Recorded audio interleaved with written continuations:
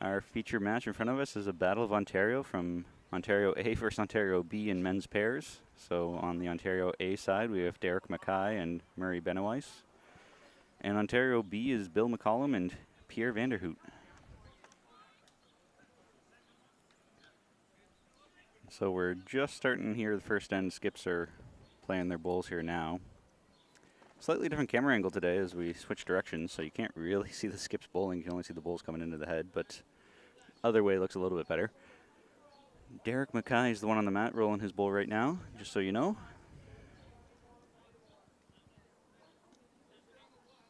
Probably okay weight. So this is the first round of day 2 here at the Burlington Lawn Bowling Club in Burlington, Ontario.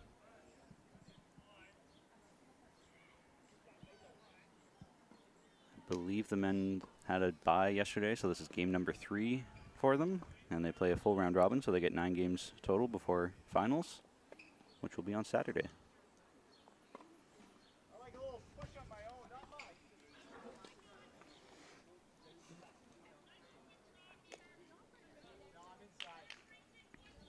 As he screams, he is inside here on his throw. And indeed he was. Playing 3 bowl pairs here.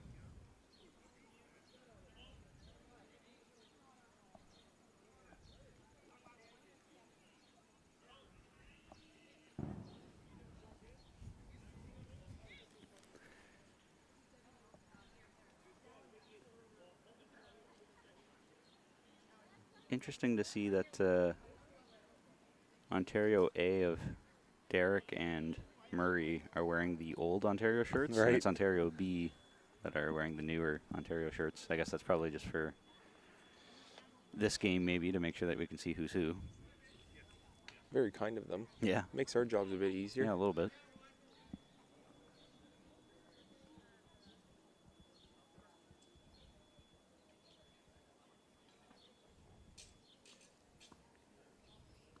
Now, I did hear we did get a bit of rain last night, so I wonder if the greens are acting a bit differently here this morning as they were yesterday, as it was very dry and sunny yesterday. So I wonder if the greens did slow down a bit here this morning, but the players don't seem to be minding the adjustment at all. Mm-hmm. Finding their weight here quite early.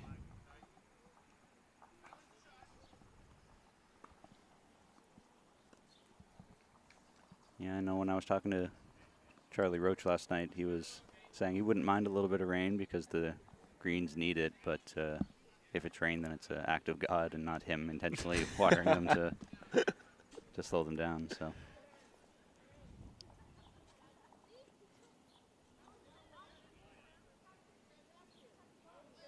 playing a pretty short end here. Yeah, I was just going to say pretty short jack here, barely in view from our point of view here. Mm-hmm.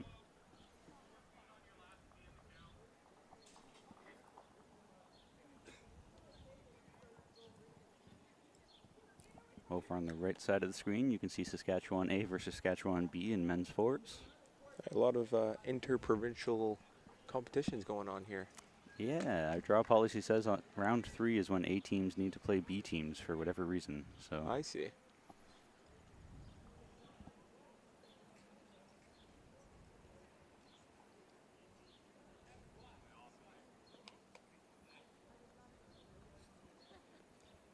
pretty good opening bowl there from Pierre. Shot drawn. Yeah, right on the inside there. Nice.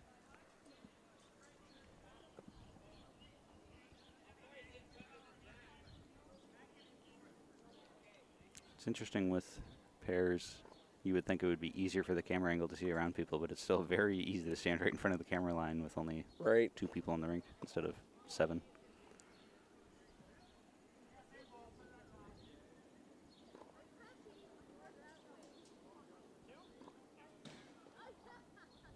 So after being at the youth championships for your first event and now coming here to the majors, what's jumping out at you, Alec, is different from youth event to here? That's a very good question. I think the experience level is really showing. I'm not a pro bowler myself, but I do see a lot more strategy and communication in strategy in this Canadian Championship that I did see at the Forster Lang pairs at the youth. But I'm assuming that just comes with more practice or team practice, as the youth event was more focused as a single event. So I guess the correlation between the pairs and the singles is very drastic, especially in the communication and strategy part of bowls, because you really hear the thought process of these athletes. As opposed to singles, they would all do it internally, naturally. So yeah, it's very nice to see the communication between the teams and the different strategies that they elect to use. Great answer. Great answer. A plus? Yeah, A plus to that. Well done, sir.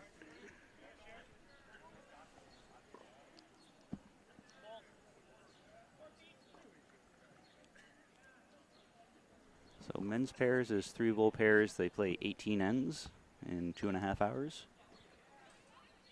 I'm told last night from our chief umpire, George Cubis, that yesterday, round 3, there were like 5 ties going on. So we'll see if there's any more of those today.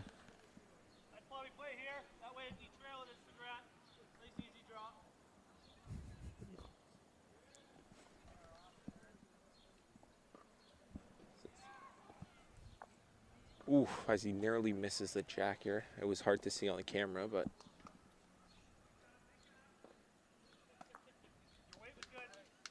In fact, I believe it was a toucher as he marked the bowl. Mm-hmm.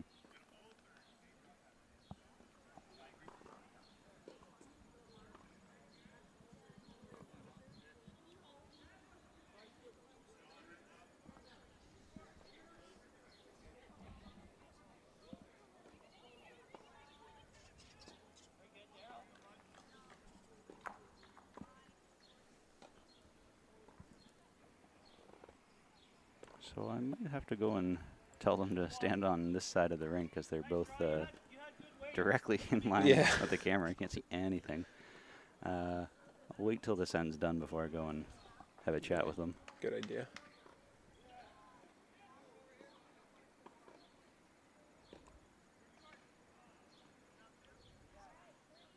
So it looks like Bill and Pierre are holding 2.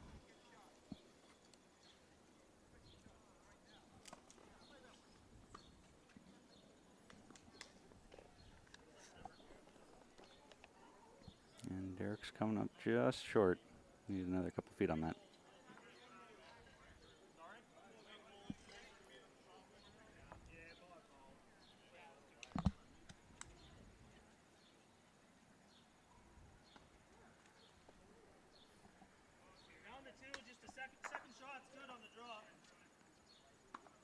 I think Bill's just looking to draw into this to add another to the count.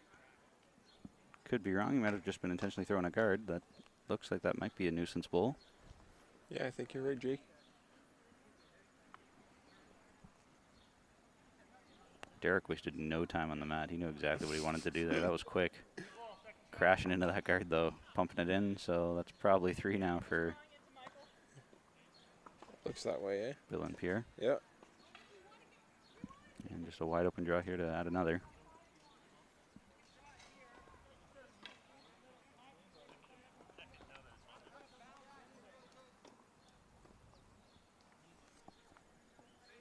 See if we can capitalize here as he does try to draw it in. As you said, it would be the...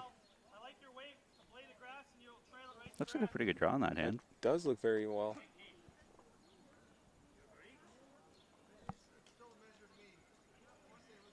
Pierre's putting down the towel, taking out 2. 2 for sure. Maybe a third one coming in, or... Yep, Murray's pointing at the 3rd.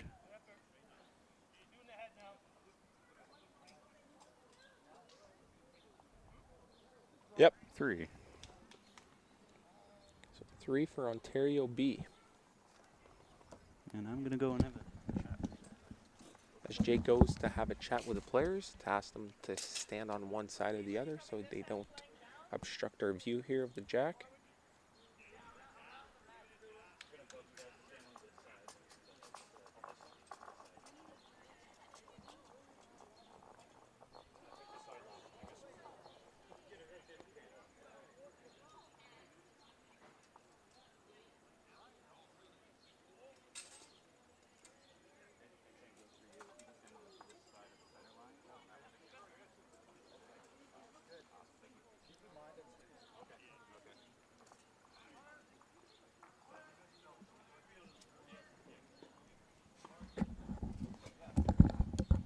Welcome back, Jake.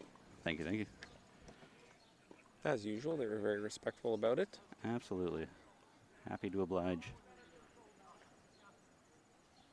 So 2 ends down, 3-1 for B over A. That was a very good second round, or second end, pardon Second me, end, yeah. for Ontario B as they try to continue this momentum here with their first bowl.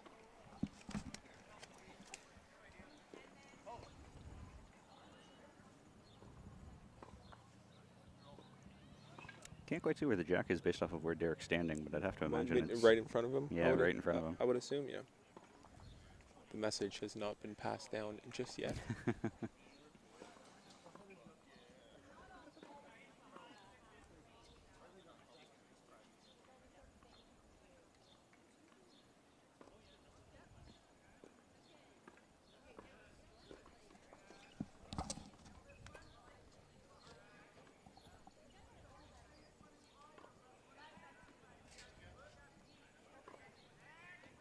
Well, there you can kind of see the jack and bowls now. Yeah, that was maybe that last bowl there was about less than a foot, maybe a foot from the jack, so a very nice throw.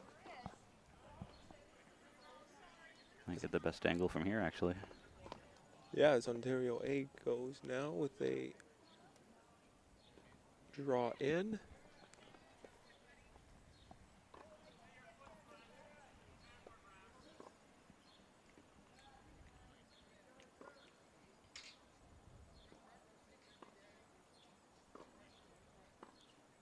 So I would assume the play is quicker at the beginning of the end when there is less bowls near the jack, correct? Yeah, you are correct on that. And it's also quicker at the beginning of the game, too, because as the game gets longer, then for whatever reason, people tend to slow down and strategize and talk and think about it. So Right. the first 3, 4, 5 ends tend to go by a lot quicker than the last 3 or 4.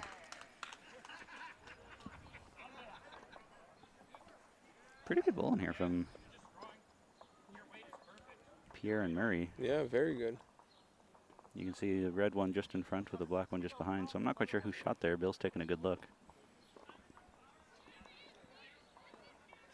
Pretty evenly matched behind the jack as well.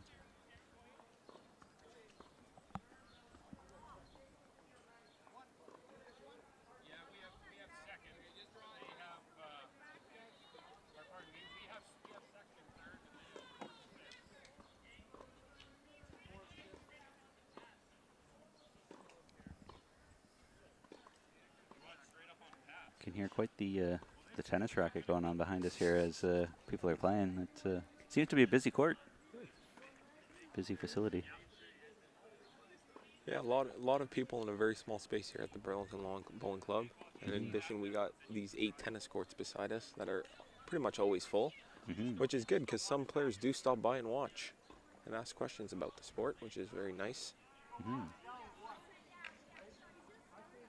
So Bill threw that way wide and I think a bit heavy, so I'm not sure what he was trying to do with that one. Just get some position, maybe a back pull.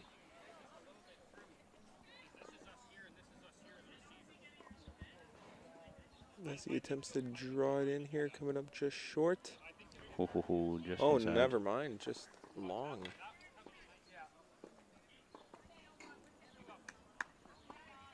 Pierre's putting his foot for where he wants it.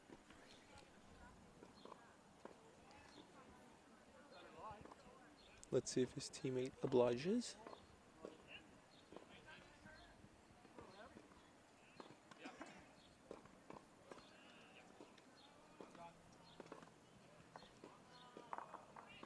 Coming up short and across the center line. I think Pierre wanted it on the high side, so it looks like he missed his line by a bit.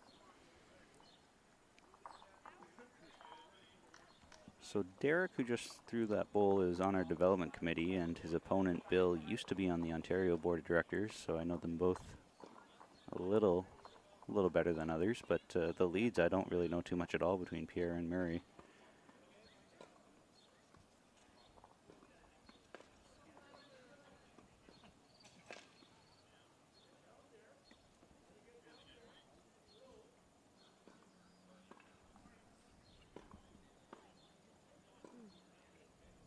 That's another very wide one.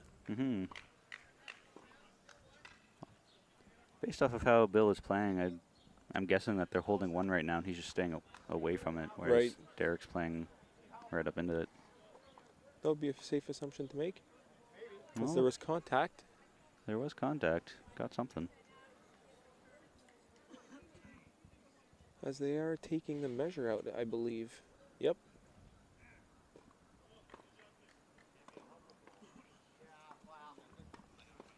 When we first got here, we saw Dwayne Hawk from Alberta gave me a few wedges that he 3D printed at home, which I thought was a very creative and unique idea to 3D print wedges. Oh, very neat. I'd imagine you could have a lot of fun with a 3D printer. You can make whatever you want. I wonder if you could make jacks with a 3D printer. You know, that's a good question. That's a good question. Probably. They are calling an umpire, and there's Reese Warren right there quickly.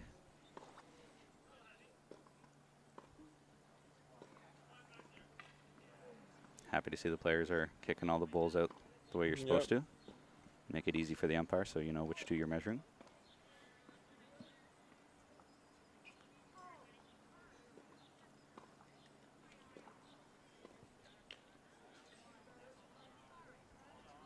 Yeah, these two teams are playing very well very early on here.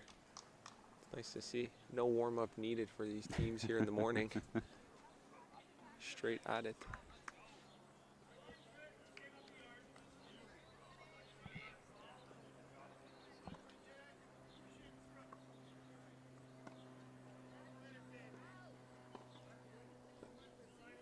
Oh, this was a lot closer than it looks on camera because the umpire is taking his time here.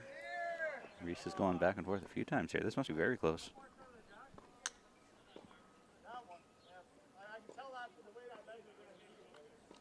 So I'm not quite sure when you take the bowl out if that means that it's the shot or if it's the one I that was just going to ask you, Jake. I'm not an umpire, so I don't know the exact rule on exact that. procedure there. So we'll see whoever's holding the jack is whoever counted, and Pierre's holding it, so that would mean Ontario B counted one.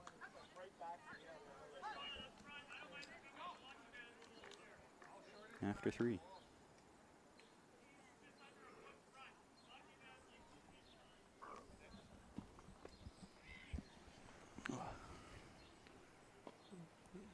Another beautiful day here at the Burlington Lawn Bowling Club in Burlington, Ontario. I was just going to say that, Jake. 2275 New Street. It's not going to be too warm today. High of 25. With we got overhanging clouds too, which really helps these players not stay in the sun. Mm-hmm. Minimum shade cover here on the greens.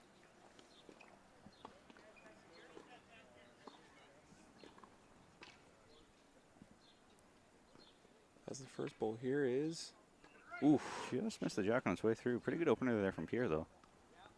Using red and white speckled bowls, I suspect that would be a Taylor Ace if I were to guess.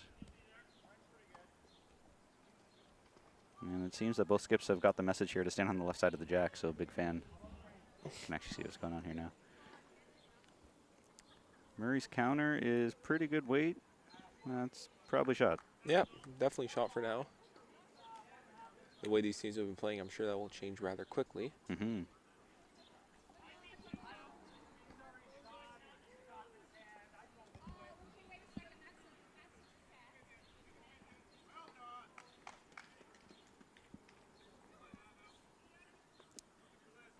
Give a big thanks to all the umpires here, from George Cubis to the rest of the officiating crew, as they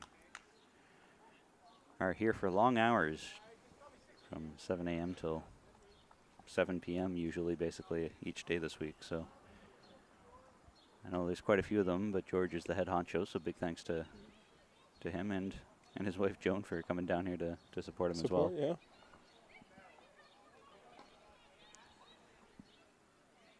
There's a good bowl there from another Murray. one, eh? Very good. Also say thanks to Charlie and Lenore Roach and all the volunteers here for organizing this event, putting it together. Charlie and Lenore have put in countless hours once again to do this, as the Burlington Club hosted this event in 2019 and doing it again in 2022. It's a lot of work, but it's greatly appreciated. Yep.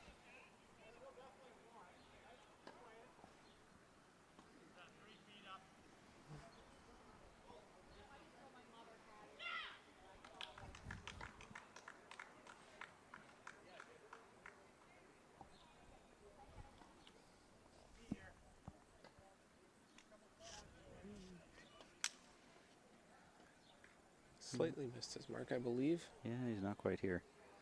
Makes for quite the wing. Almost a bit of a wall that you can come in off of, but I wonder that top bowl there from Pierre, if that is shot or if that bowl that's underneath is. They seem at rather similar distances. I heard Derek indicate that he's still holding one for Okay. sure, so that makes me think that the black bowl of Right. or I guess that's a navy blue, isn't it? But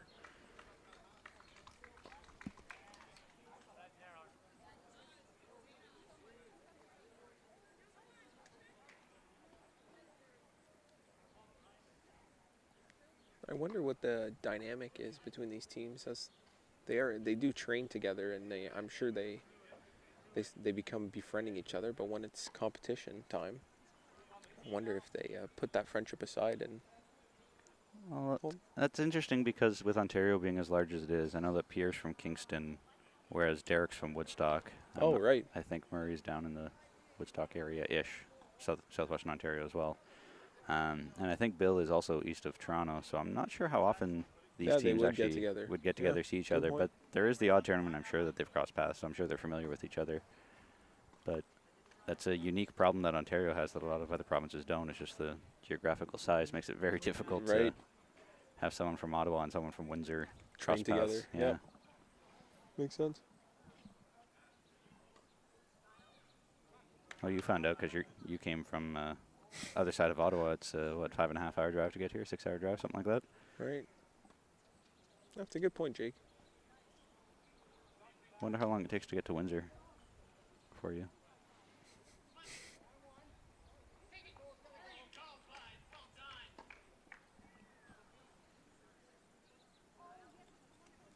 As there's still a lot of room to get in there, Mm-hmm. to draw in there. Bill's trying, but coming up well short. Short, yeah. Yeah, Good another- line though. That was going right at it. Need another yard. Derek is so quick on the mat to just get right to it. Ooh, is this a bit too heavy? Just passed. The both players had really good lines. They're coming into the jack, just a matter of weight. That makes me happy to see that this rink looks to be a very playable one then, if they're able to get their line. Right.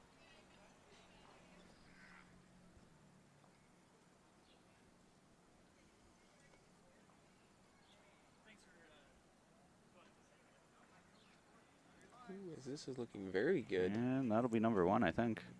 without a doubt. Murray said down 2, so that's number one, but I guess Pierre has a second shot in there. Right.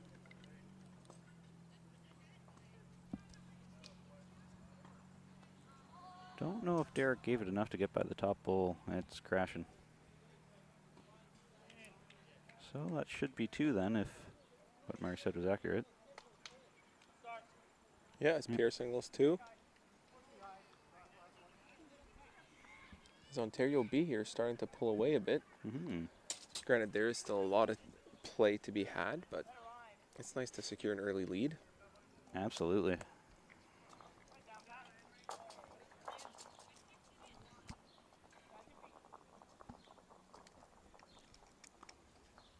Do you think that nutrition plays any factor in getting off to an early start, depending on what you had for breakfast, whether that's enough to get you off to a start early or not?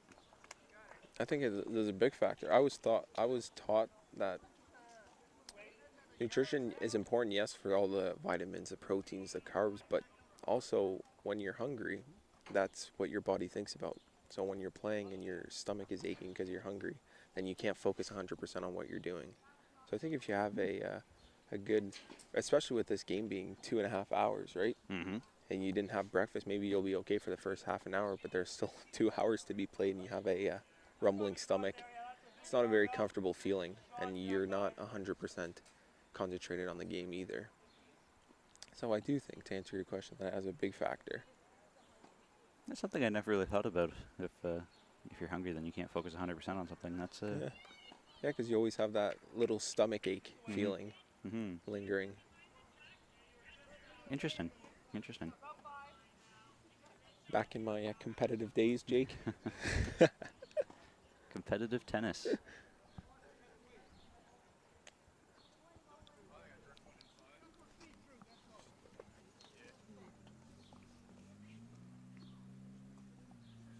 Pierre throws a second here.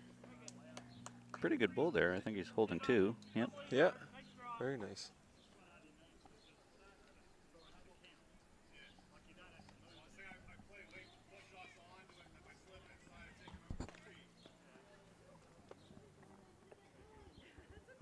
This is looking very nice. Yeah, Yep. plants it, and that should be shot.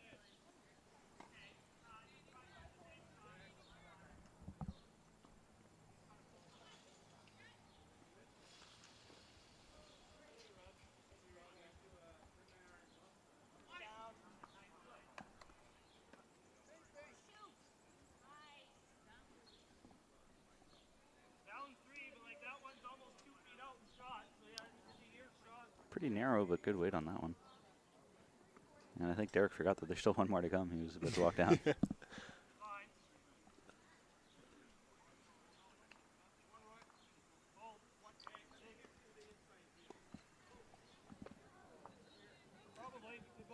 Last bull from Murray is inside, but pretty good weight here again. Not bad bulls from both these leads, as all of them are within 2 feet for weight.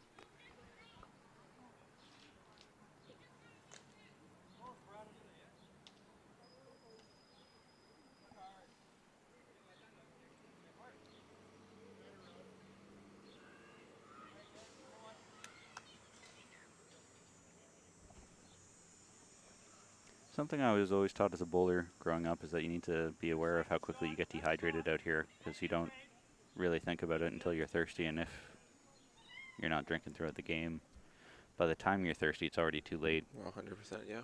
I was just going to say. And since it's not a hyperactive, you know, baseball, soccer, where you're constantly running type of sport, you don't really think about how much you're sweating out there. And so I've been watching the players when they're down at this end to see who's taking a drink and who's not, and I'm curious if that's going to play a factor by the time we get to end 15 and 16 later in the day. Because after 2 hours of being out in the sun, it's already probably, what, 22 degrees out here?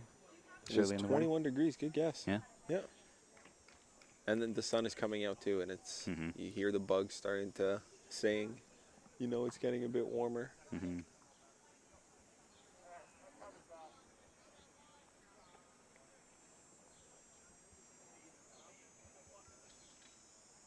Now, would you prefer playing as the lead when you played in pairs, or did you have a preference? That's interesting. Growing up, when I was younger, I always wanted to skip because I felt that I was a better player, and so I wanted to make all the shots at the end. Right.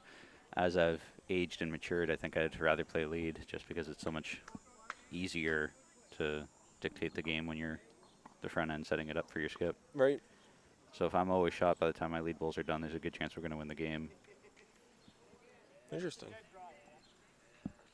But that also depends on who I'm playing with. If I'm playing with someone who's fun to play with or that I know well, then that might change. Right. Derek's missed his line with that one. Yes.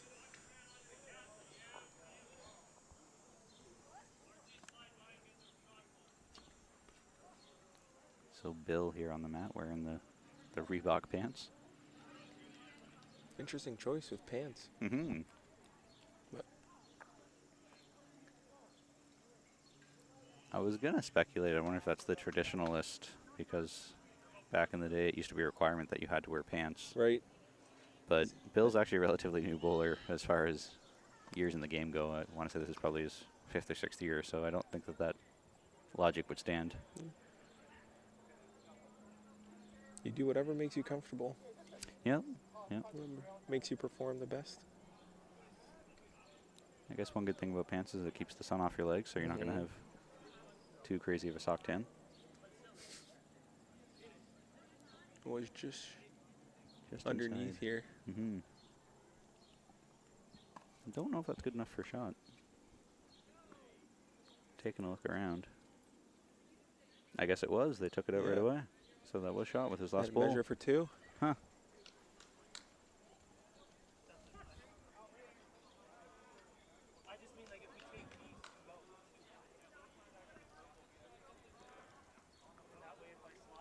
They've been playing relatively short jacks. They have. You're right. They seem very far from the camera, and the camera's not that far off from the green itself, so the jacks have been short for this match. So that was 2 for Ontario A to make it 6-3. There you go. Mounting a small comeback here. It's interesting to me to hear the games going on in Rink 2 and Rink 3, because Rink 2 is the younger Saskatchewan crew, and they can be pretty vocal. But then on Rink 3 is Alberta, and Greg is also fairly vocal too, so you can hear a lot of screaming from time to time.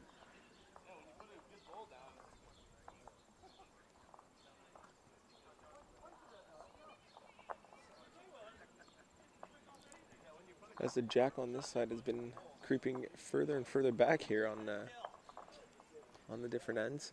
Yeah, it's funny that you mentioned they've been playing short ends, and then now they throw it like slightly longer than they have been. Right on cue, yeah. I learned from Steve at the youth championship that if you were to miss, quote unquote, then missing long would be your best option. Mm-hmm.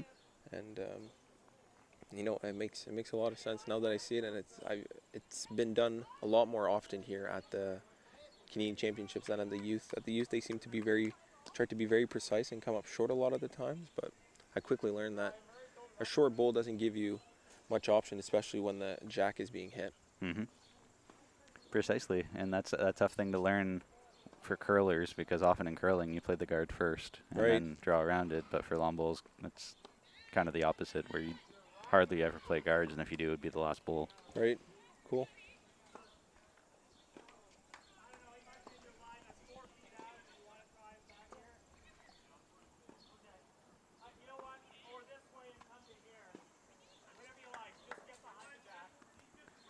So something that I learned many years ago is that if you're a skip and you're calling shots for your lead, always be decisive. Never give them the option, because if you say it's up to you, then they're going to be wishy-washy or 50-50 in their brain for what they're going to do. And if you're not 100% certain, then you're going to get a pretty garbage result. Pierre did a great job here of executing regardless. But if you're the skip, then you should be saying, I absolutely want you right here, no questions asked, so you can focus on one thing and be mentally clear for what you're trying to do. And it's kind of surprising watching this week how many times I've seen skips say, you know, up to you, you can either do this or do that.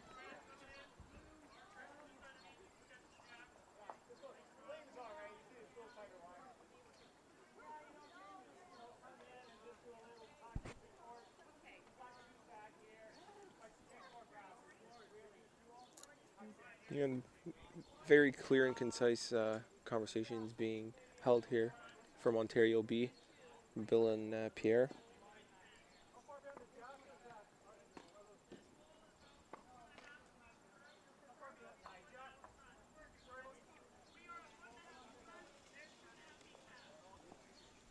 Pierre attempts to draw it in here, and looks like he does fairly well. So far they're holding 3, I believe. Yeah, I believe you're correct.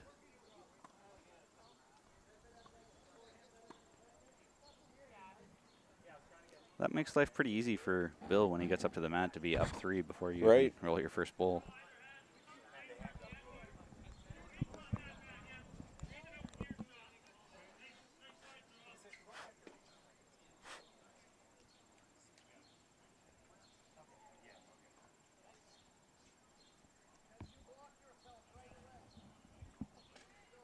Didn't take the players long to really master the stepping on the outside side of the green here to make sure the camera has a good angle. Yeah, very respectful of them. Mm-hmm.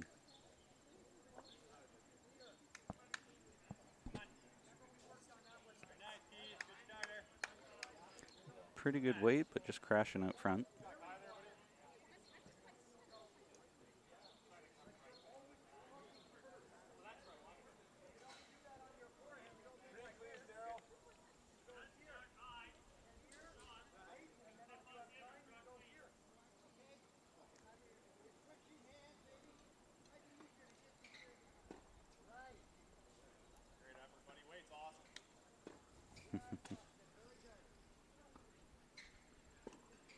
So, question from Daryl here as I finally open up the live stream feed here. Alec, what's been your biggest surprise so far from your first national event? I think my biggest surprise is honestly the age differences between the players. There's there's some players that are younger than I am, and then there's some players that are much more experienced than I am, I should say. Watch my words very carefully. But it's fascinating to see. It just comes to show that it doesn't really matter your age; it's more your performance level. Because I did hear that they do compete interprovincially to decide the best of the provinces to represent the province here at the Nationals. So that just comes to show that it doesn't matter if you're 70 or 7. If you can perform at bowls, then you have a chance here of representing your province at the Nationals. So to me, it's very nice to see, because coming from a sport like tennis where everything is age categorized, and open events especially, you never see people that are 16, 17, 18 years old playing in open events, because they would just play in their division and that's it. That would be just as important. So for tennis, do they have, like, specifically if you're 17, you only play against other 17-year-olds, and if you're 18, you only play against other 18-year-olds? Well, you don't have to, right? You can join open events, hence the name, but it's not discouraged. It's just you're better off playing against people your age, because the skill level, the strength, the athleticism is very similar, because that is a key component of tennis. If you're 16 years old and you play someone that's 30, then the strength is different, right? The spin can be different. But with bowls, it's the target is there, right? It's up to you to reach it. There's no, you can bench 500 pounds or you can bench 10 pounds, right? You can be just as good at bowls. So that is very fascinating to me.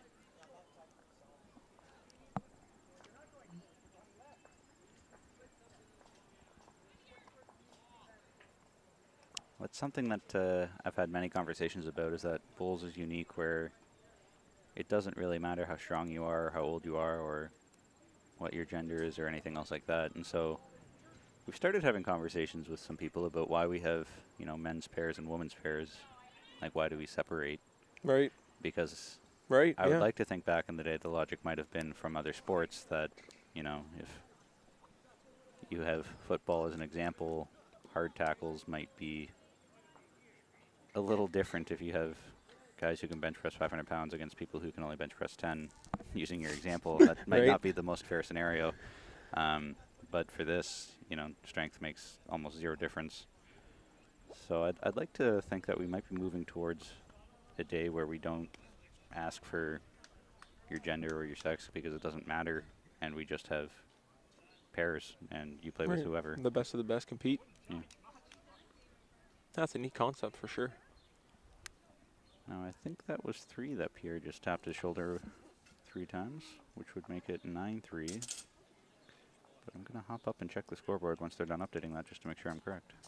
I can do it, Jake. Alrighty.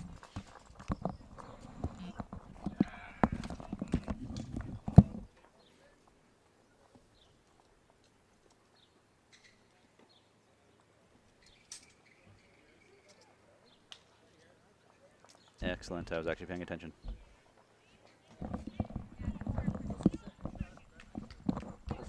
Ontario B quickly stops the attempted comeback here. Yeah, really. 9-3, third of the way there.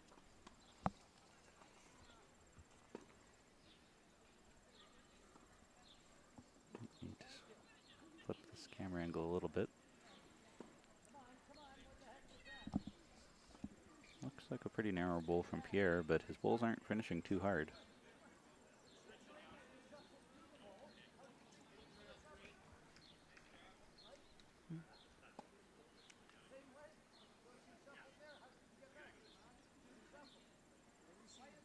Something I'm noticing on the rink, if you look on rink number 2 next door, Saskatchewan, they've got the mat well up. And I've seen that a couple times this week, but still not nearly as much as I was expecting at a national championship. It's usually a worthwhile strategy to try and change the length and to bring the mat up, because most people aren't used to it, and it might help your team's advantage. But not nearly as many people have been playing with it, and so far this game here, I haven't seen it move hardly at all either. Right.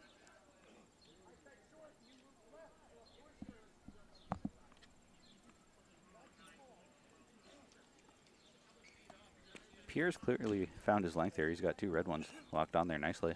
Yeah, Pierre's been playing very well here this morning.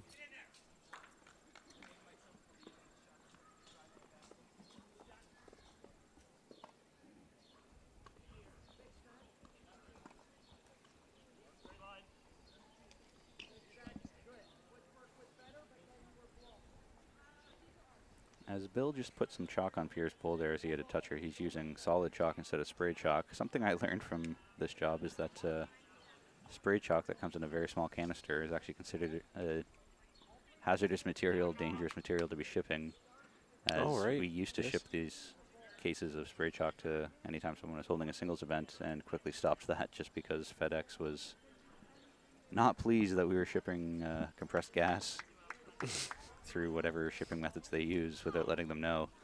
And it makes me wonder how manufacturers and people are able to ship that, because they're such small containers that you don't really want to be spending an arm and a leg to ship something that's only, the size of 3 inches tall by an inch wide of chalk.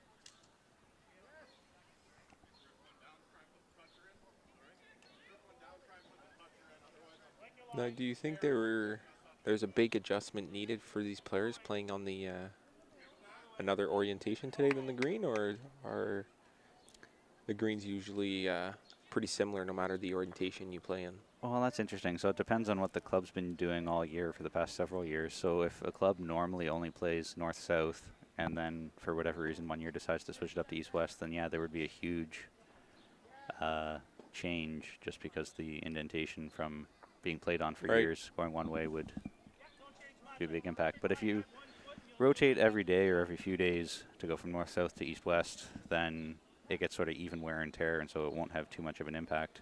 And I know that Burlington does this, where they rotate almost daily to go back and forth from north-south to east-west. Okay, cool. So there shouldn't be too much of a difference here. The other factor might be the ditches. So I know that when we were playing the other way yesterday, people could draw within a foot of the ditch without falling in, and sometimes the outer foot around the end of every rink or every green tends to slope downwards. Right. So playing this way, I'm not sure if that's the case, whether it's going to slope downwards or whether it's going to be actually level.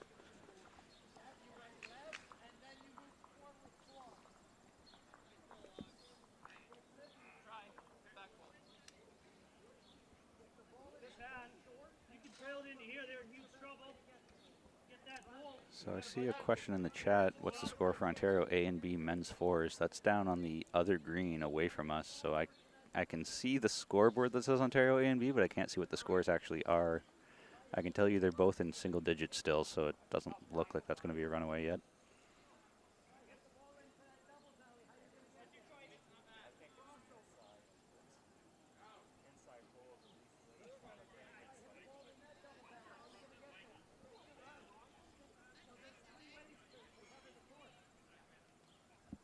So 1 bowl each to come for the skips here.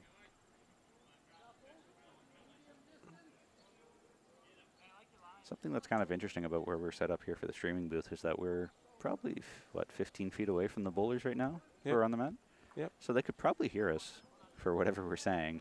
Do you think that that's going to make any impact on their strategy or how they're playing, being able to hear us talking here? I want to say no, just because to them, they might be used to the noise or the chatter around the green and focusing on their game, but you never know. It could affect the way you're playing bowls, or the way you're thinking, or if you hear something, you're like, oh, then you start second guessing yourself. Am I doing the right thing? These two guys under the tents, do they know what they're talking about? But I would like to think they're focused enough on their rinks that they block out all the exterior noise. So I didn't quite see the score there. I think it was 1 to Ontario A. But I'm going to ask you to hop back up again to confirm once the scoreboard is updated. I'm guessing it's 9-4. I will confirm. And while you're up, can you see what the Saskatchewan game is next door? As we've got a question in the chat. I can see that from here, actually. Sask. 5 more. 5-1 for Sask A over Sask B. To answer your question there, Malcolm. 9-4. Yeah, and it is 9-4 here. Beautiful.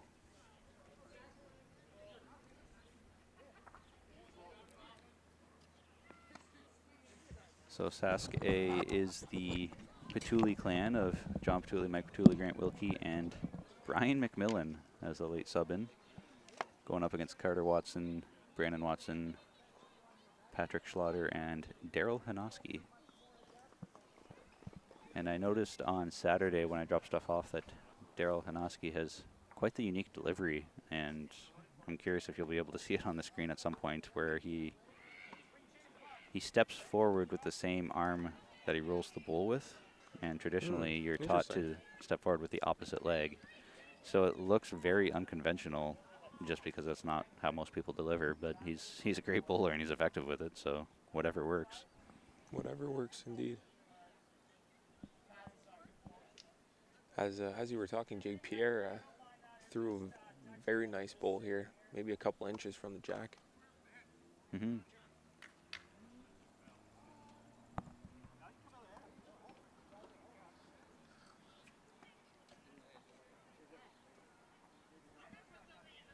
And looks like he's replicating it here fairly closely as well. Yeah. That's another one that's only Yeah, he has been on here. 6-7 inches from the jack. Wow. I had the benefit of playing against Bill and Pierre at the WOBA tournament I play in July, and they beat us fairly handily. So they're prepped up and ready to go. Narrowly misses here.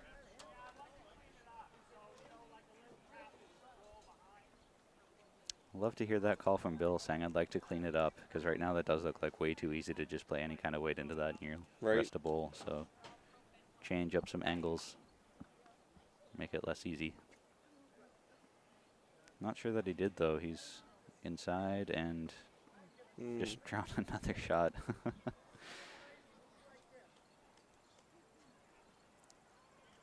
I suspect Derek's going to be licking his lips looking at this, though. That looks like a juicy target to throw weight into, because you can grab the jack or any of Pierre's bowls and have a better outcome than where you're sitting right now.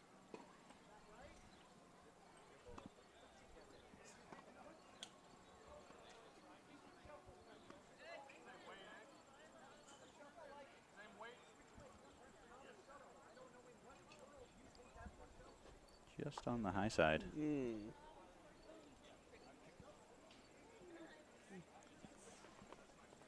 I think that did push it far enough, though. Yeah, it probably did push it out of the count, so that helped. Not the result he was looking for, though.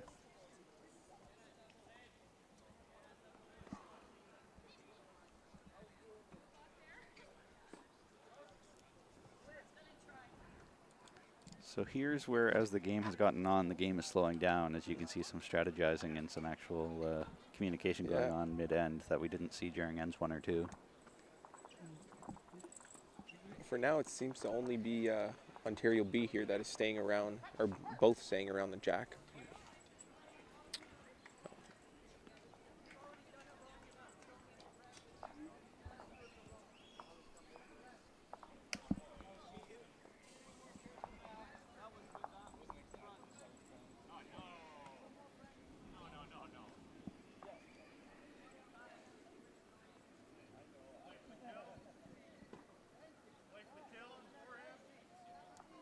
Well, pretty good weighted bull from Bill. I'm not quite sure what he was trying for there, if he was trying to trail the jack or just draw another one.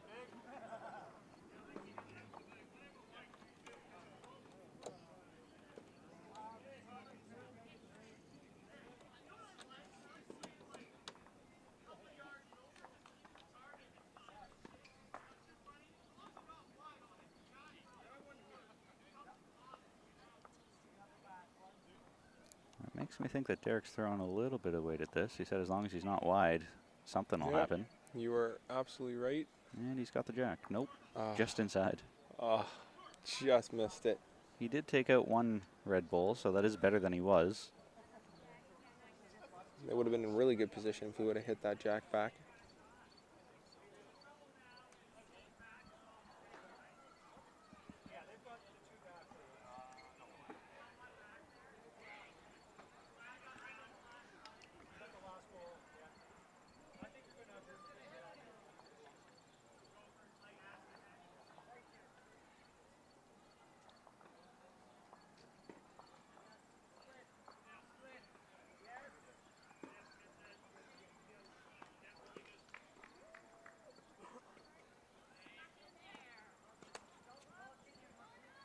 So it sounds like Bill's looking for a position bowl, something in behind.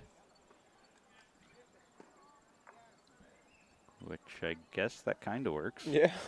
Not exactly as far back as they were hoping for, but... Kind of works is a very good word for it.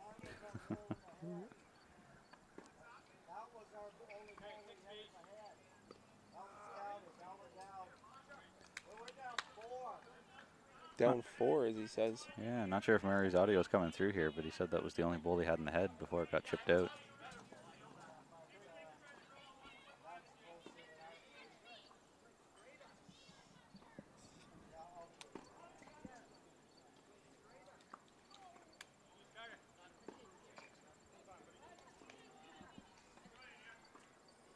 Yeah, this is a very big moment. I don't blame them communicating here for a bit, seeing their options. We're getting close to the halfway mark in the game, and so this could be a big turning point in the game if Ontario B is picking up a 4. That really separates the lead. Yeah, big time.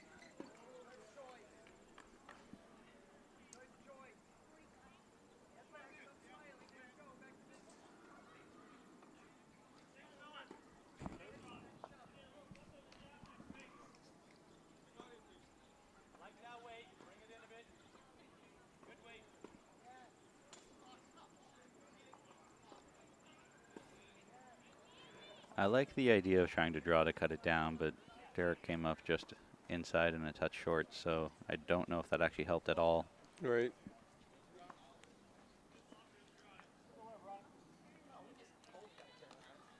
Yeah, you would have to just draw it in, and get it as close as you can. Limit the damage here. Yeah, limit the damage. Big opportunity here now for Bill to capitalize and score a mittful.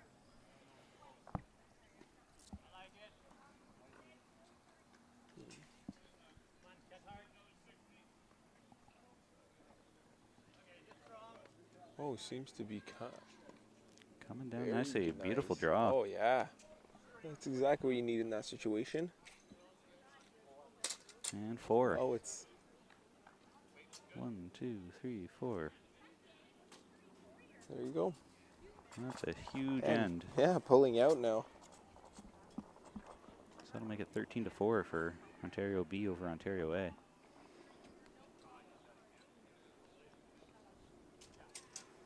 I'm just looking at the chat here. S.J. Nelson, I'm guessing is Steve Nelson, which is a bowler from America who likes to come up to Canada during the summers. Can you ask the players to stand out of the head when they're there, as it makes for a better viewing experience? Well, that's a tricky part, because when they're trying to direct their partner on what to do, then obviously they have every right to be in the head and calling the game. As much as I love to be here streaming this, it is a game for the players, so I don't want to be interfering with how they can play the game. Which is what they told you when you went. They said, we'll do our best, but... We'll do our best, but still need to play the game. So this is where it's tough, because without overhead cameras, there's not a whole lot you can do to make this too much better. But we did ask them at the start of the game to step to the side, and they have obliged as well as they can for the most part.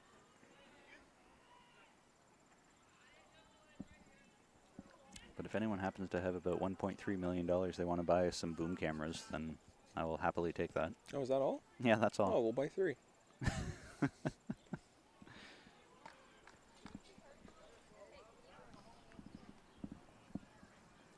And Georgian Iffy, any chance you can give us a score for the Ontario men's fours? No, still can't see that scoreboard, so it's way too far away for us right now to be able to hop up and see, so apologies for that.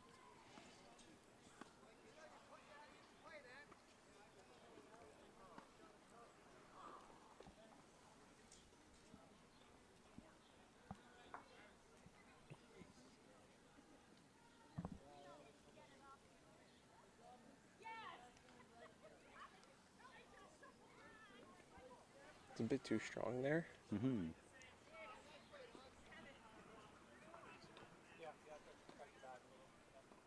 Yeah, from Ontario B, I hear communication almost after every single bowl, or before every single bowl, pardon me. Mm-hmm. Which is a contrast from Ontario A, which seemed to communicate when absolutely needed, which is also fine. It's all in the way the team works, the team dynamic. Yeah, that's something that takes some getting used to, I guess, is to learn when to communicate, how to communicate, and Right. what to communicate, which is something that's hard to teach. Like, how do you learn that depending on what your opponent or your partner likes or doesn't like? Right.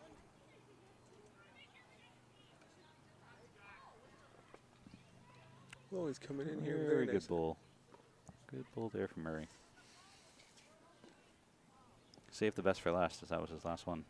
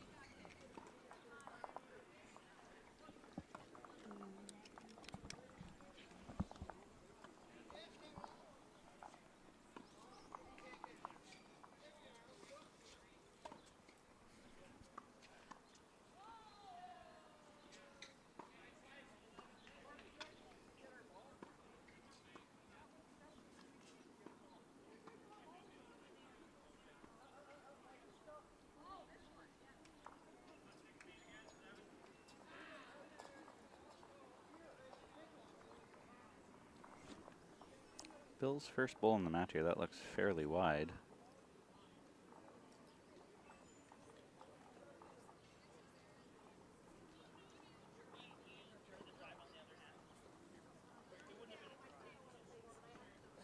Taking no time, eh? Yeah, just right up on the mat and ready to go.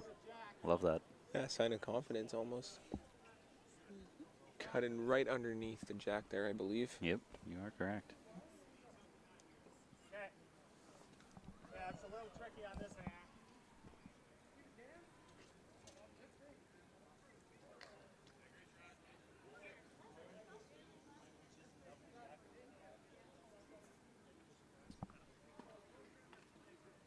As he attempts, he's going for the backhand here.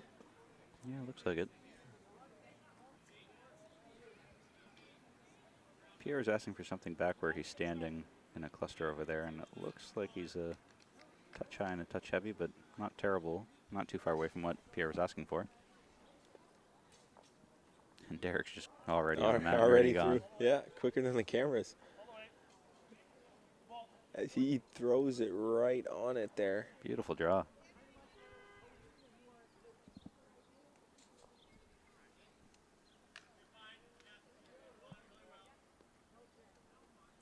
Yeah.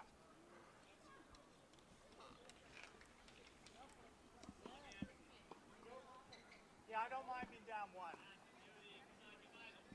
Well, that's an interesting comment from Bill. I don't mind being down one, so I would hazard a guess he's Side moves a bit more too. You like leaving well enough alone. This one's pretty good.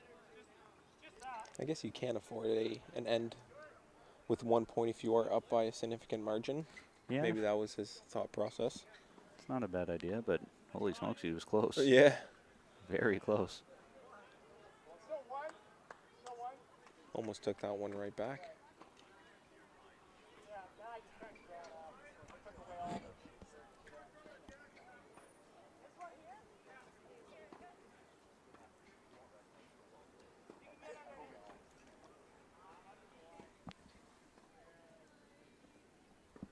Coming up short.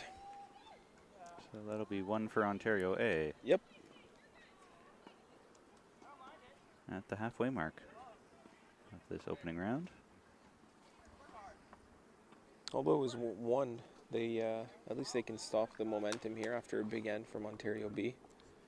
Encouraging to put that to a stop and try to start the comeback anyways. Mm-hmm.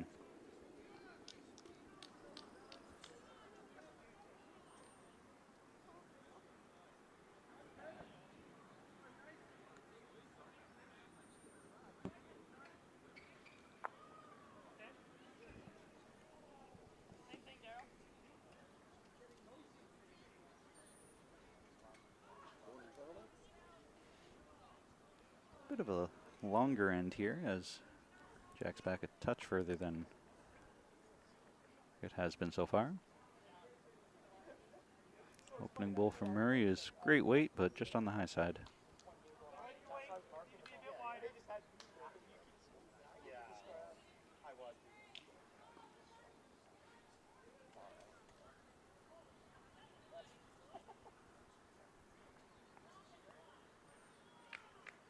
Looks like both players are struggling to find the line with their opening bowls here, hanging on the high side.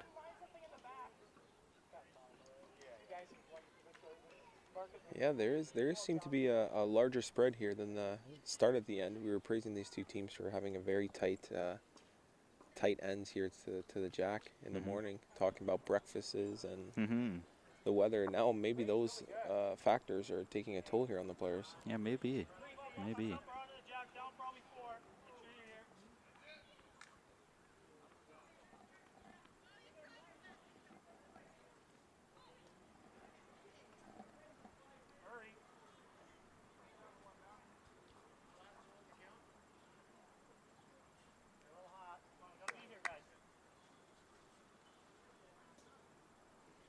Just sailing through.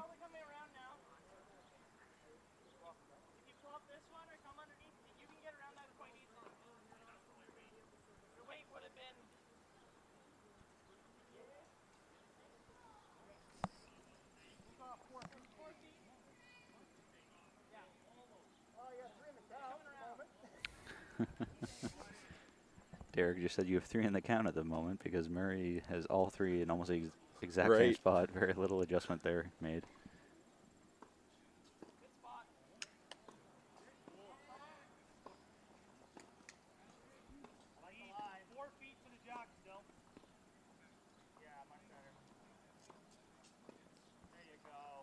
There's the shot from Pierre. Finally figured it out with his last. Yeah, one short, one long, and one right on. Game of averages.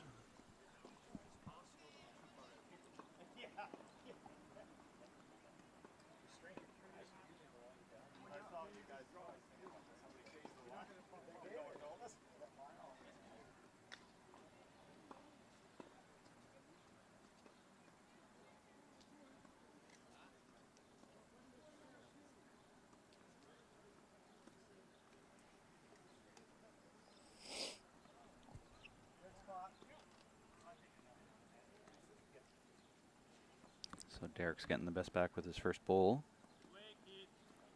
Not surprised that he was going for a bit of a trail.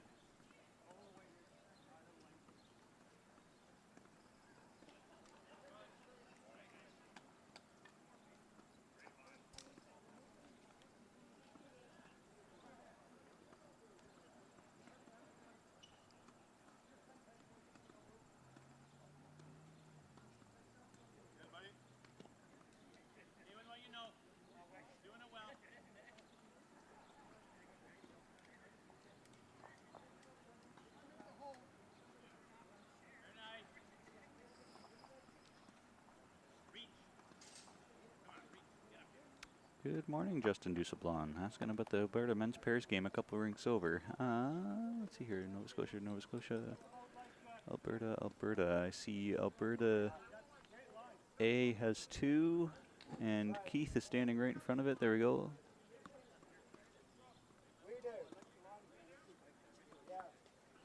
Now that's actually interesting. The one scoreboard says Alberta, the other one says Alberta A squared. So I'm not sure if that's meant to be Alberta B or not. It's 13-2 for one of the Alberta teams, but I can't tell which one is which.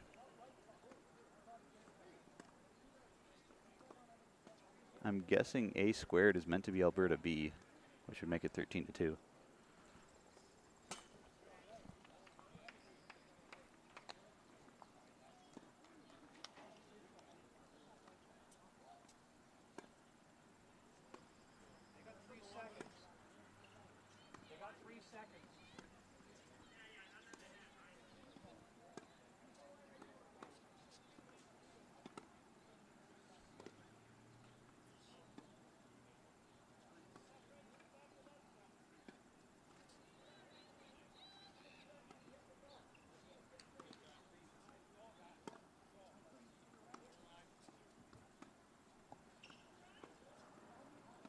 Bill is coming up well narrow on this one, leaving lots of holes.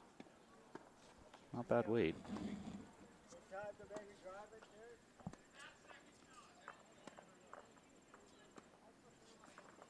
This is a very interesting spread Mm-hmm. around the jack here.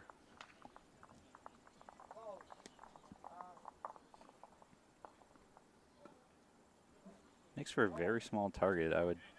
It does, yeah. Derek's coming down to take a look. I suspect that you're just going to be drawing that off because that's a small target to be firing at.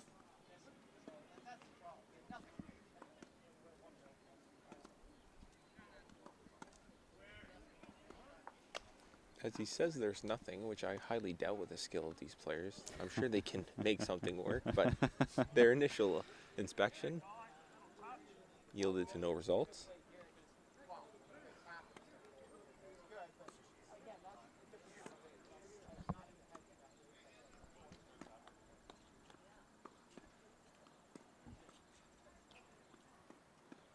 So based off of what this looks like to me, Pierre's locked on it, and it's maybe a measure for second shot, but that's got to be close. Very hard to draw off, so, you know, maybe Derek is going to play a yard through and try to tap it.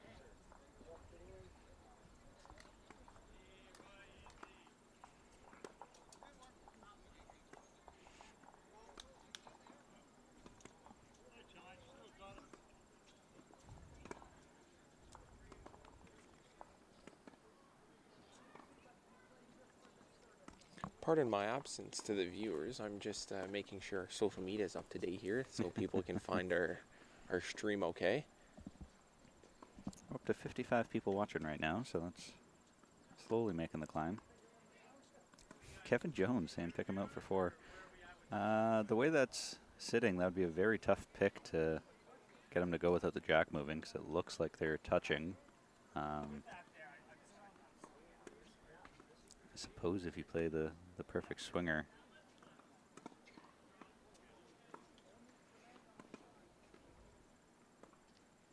Just not sure how you get him out without moving the jack. From the angle that I'm sitting at here, it looks very different from the camera angle, so.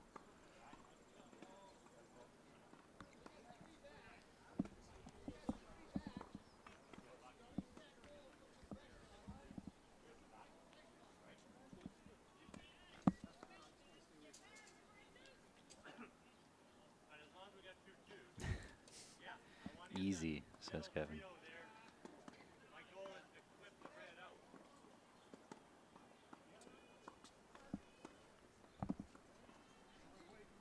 That is sort of that very yard through weight that he was looking for, just trying to.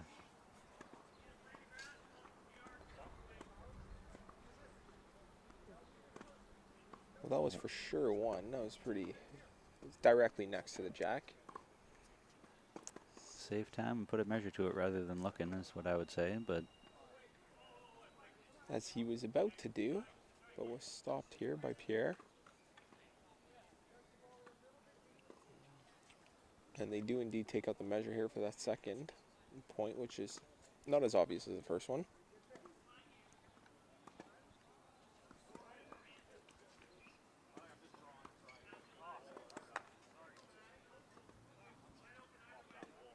I see what you're saying now, Kev, that a forehand drive and nip the ball. From the camera angle, that looks like that would have worked. From our angle, we're sitting directly horizontal, perpendicular, I guess, to that. So it looks very different from where I'm sitting compared to what the camera sees. So, yeah, the forehand drive and nipping it is very doable, or would have been.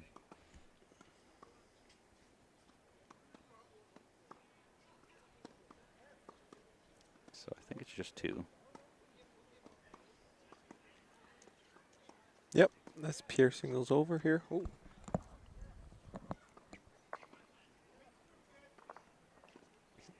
Yeah, as Ontario B is taking now a very commanding lead now.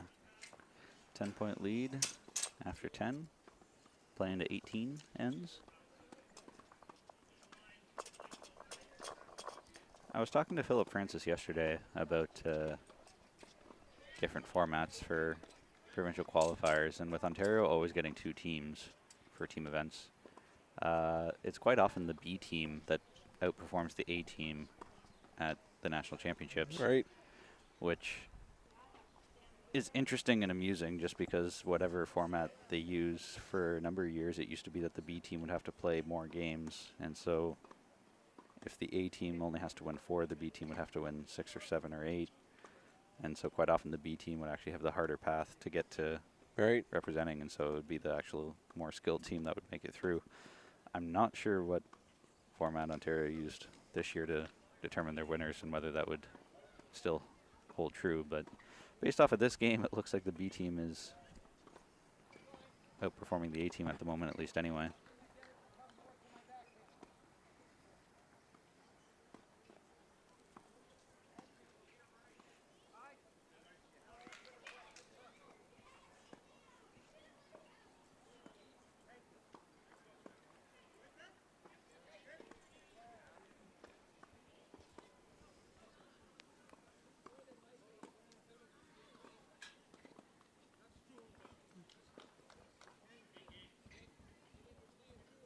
Gonna have to give the hook to Derek Mackay down there to tell him to take a big step to the left. It looked good out of his hands, but I didn't quite see where it ended up here relative to the jack.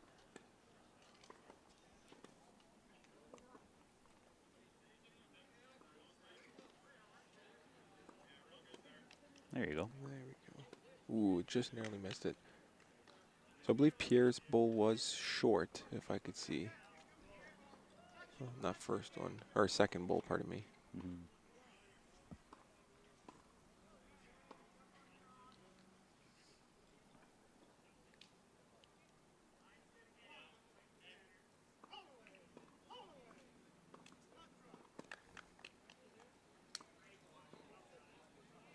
Nice.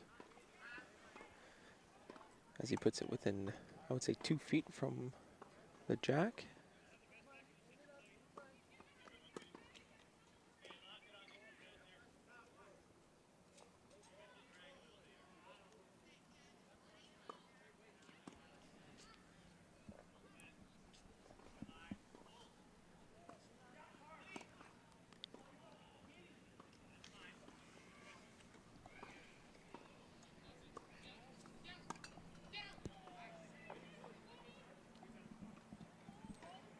Makes me happy to see throughout this game there haven't been too many ends where everyone is consistently short. In this end, there's Right. just one short bull, everybody else is behind the jack. So to your point you were talking about earlier, that it's always better to have a back bull than a bull in front. It's words of wisdom that these Was bulls passed are adhering down. to. Yep. Yeah.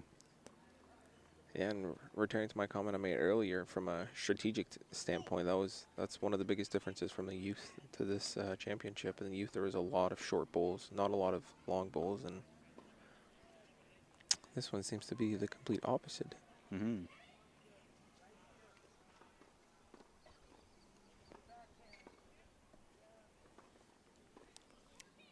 So I will say that with Pierre being absolutely all over it throughout this game, it's made life very easy for Bill by the time he gets to the mat. So once Right. again, just a wide open draw, but even if you miss, you're still holding one anyway. Very little pressure.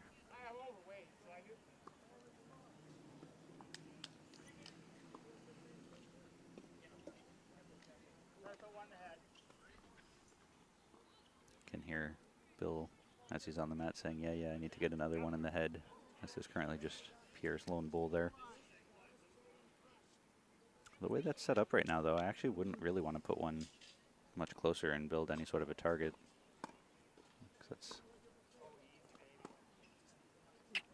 playing with fire, yeah. That's the downside of playing into the head when it's Right on cue, Jake.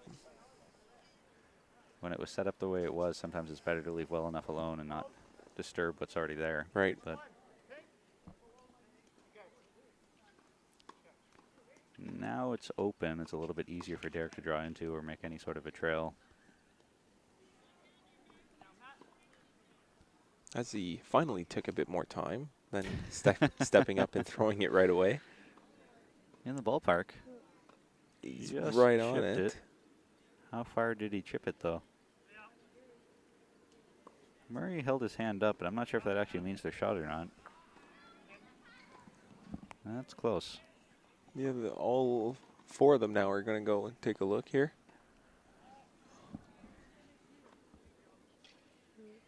Yeah, seems to be very close. With Derek in front of the camera there, I don't imagine we'd be able to see anything better from this camera angle, so I'll leave it here for now.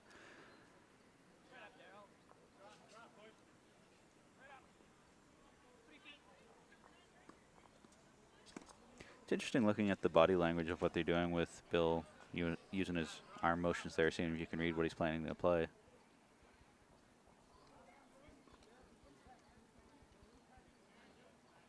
Definitely don't need to be afraid of it. You're probably not going to be any worse off if you make any sort of connections.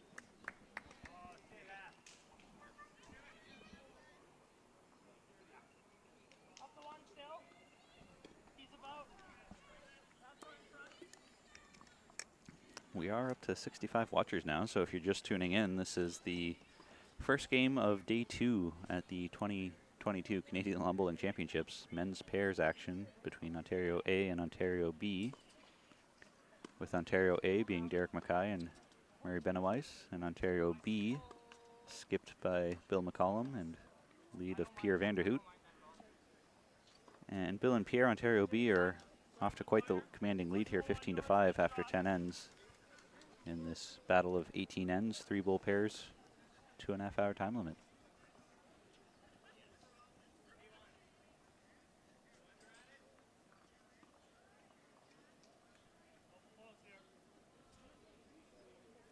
Looks like Bill's playing his forehand.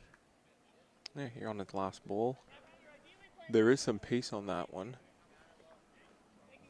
Looking to push Pierre in, I think, and he's close, and he got it. I believe that was picture perfect, as fist bumps come from Bill here.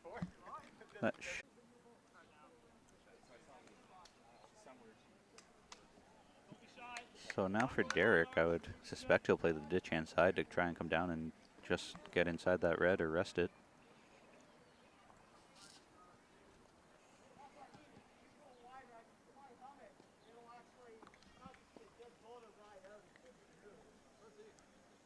Yeah, it's either a draw here or it's firing. And we got my bowls coming through. If I play, don't play like a complete rocket, but just a good bowl the way I could push that through. Derek's going to be playing some weight here on his backhand.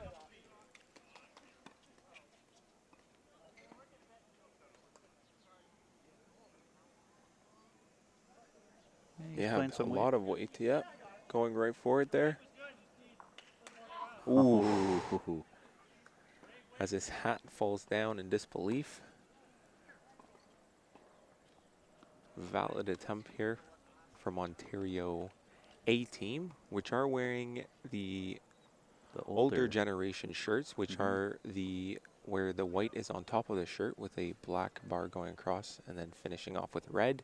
And the Ontario B team is wearing a bit more of a multicolored shirt with the black on top and white bottom with green and yellow intersecting there in the white. If you were looking to differentiate both teams here on Team A and Team B. So I believe that was 2 for Ontario B to make it 17-5 now, as that lead is slowly growing. And over on the rink next door, you can see on the right-hand side, Saskatchewan B team's having quite the powwow there as they're hovering around the head, debating what to do. That's a lot of green shirts, eh? A lot of green shirts, that's right. A sea of green.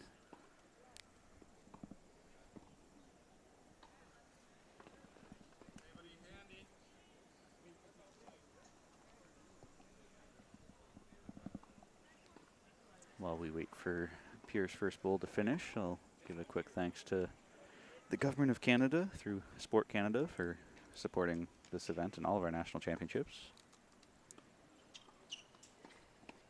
I know the Burlington Lawn Bowling Club also had quite a few supporters, such as Burlington Tourism as an example, and all the other local Burlington supports that they had here to make this event a success.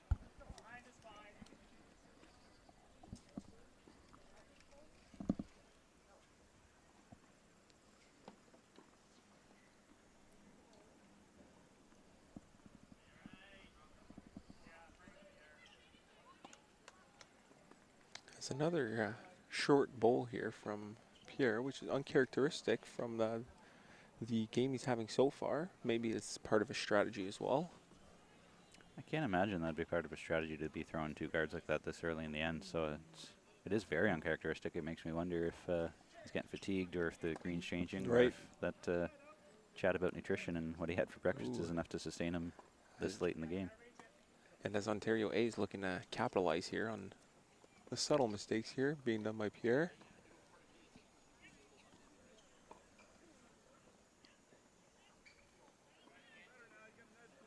As his weight is much better here on his third bowl.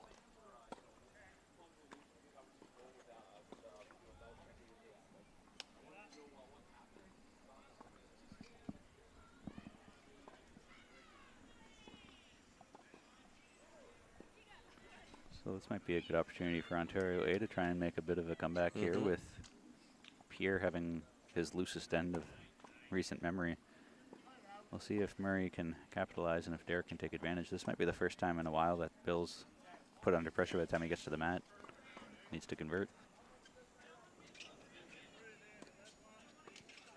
Yeah, it's, at the moment I believe it's 3 for Ontario A here.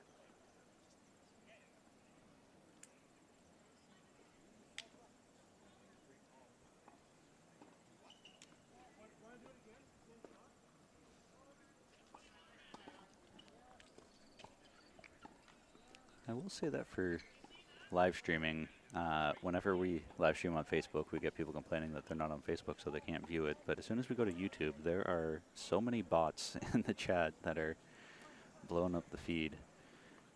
Seems every platform has its pros and cons.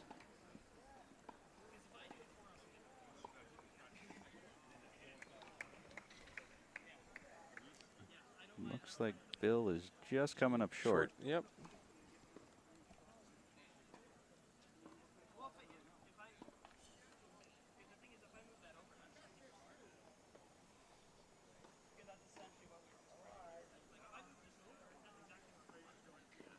Oh, wow. Very nice. There's a good draw there from Derek, but it makes a bigger target now, so Bill can play any kind of weight into that to make connection. We'll see what kind of weight he plays. I don't imagine he'll be short with this one.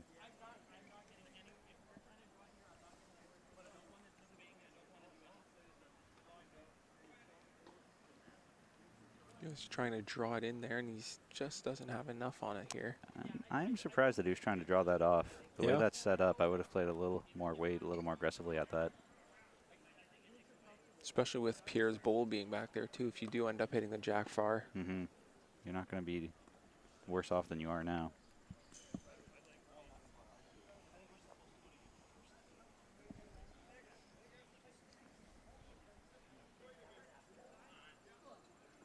And I think Derek's coming up short here, too. That's making it harder and harder to get to now. It is a very, very condensed field right now.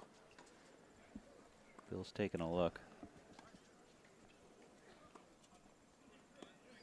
What would you do here in this instance, Jake? With the high traffic here in front of the jack? Yeah, that's tough. If I'm Bill and I'm down what looks like 2 right now, maybe a measure for 3. I don't know if I'm going to see a path there to be able to draw that off, so I'm probably playing some kind of weight into this, trying to make a promotion, whether it's just promoting Bill's last blue bowl that's only 2 feet short, or resting out one of those 2 counters. Right. But I'm probably not trying to draw this off because I don't see a hole right now of how I'm going to get there. Hard to tell with all the bodies in front of the camera, but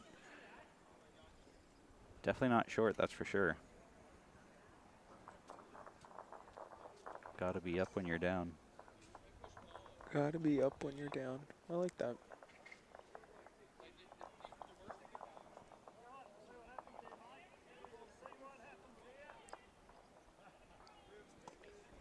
Oh, as he comes up well short. I think he was actually just trying to draw that off by playing through the port up top, which I couldn't see from where we're sitting, so I guess that was a valid option to try to draw through there, but did come up short after crashing, so opportunity here now for Derek to see if he can score a handful. Playing end number 12, there is still quite a bit of game left, as we're only approaching the 2/3 mark. So even if he just scores 2 or 3 here, that is enough to maybe start a run to get you going. Right.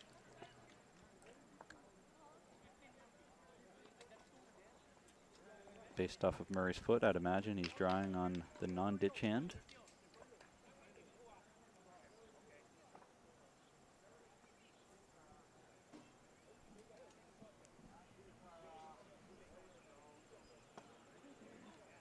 Beautiful ball. Yeah. Considering the situation in that tight gap there, it was very, very nice ball played. I suspect that was 3. So I'm going to go on a limb and say it was 2, 3. I'll double check the score here. If my assumption is correct, that would make it 17-8 for B over A.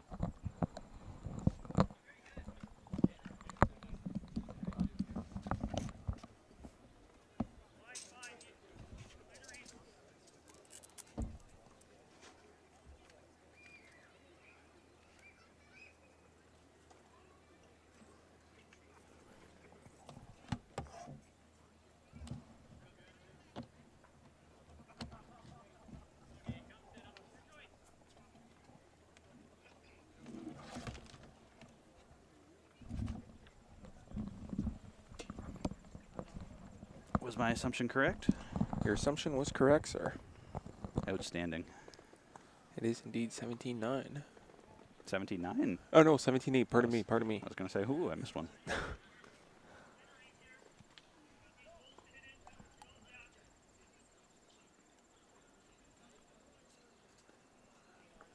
see if Pierre finds his groove here again.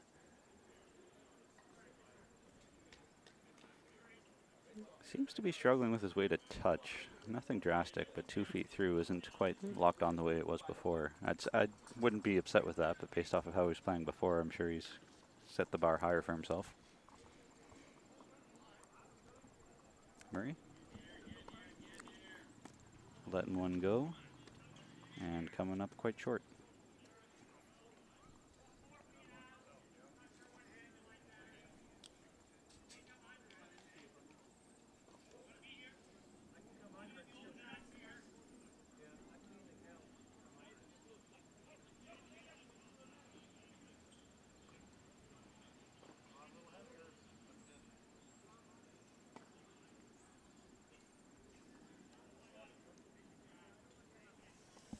Looks like Pierre's coming up just inside of grabbing the jack on his way through. Still just those 2 feet through. Not a bad place to be. Not at all.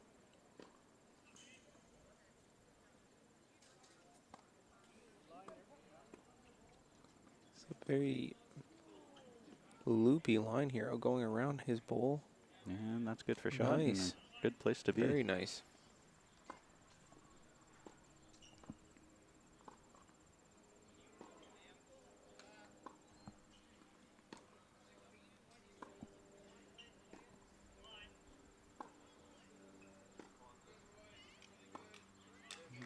Just inside. What a bowl. Not sure if it stopped in time to be shot, but he's got quite the cluster back there now.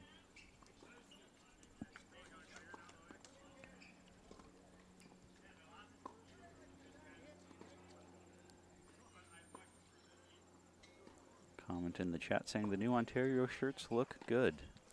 I would agree with that statement. I would agree as well. I'm a big fan of change.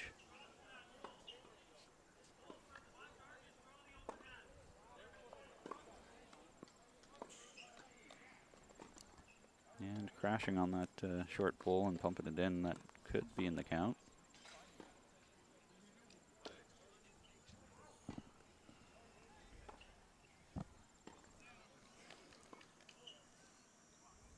As Bill is still over here with Pierre talking about strategy, talking it out, what to do next.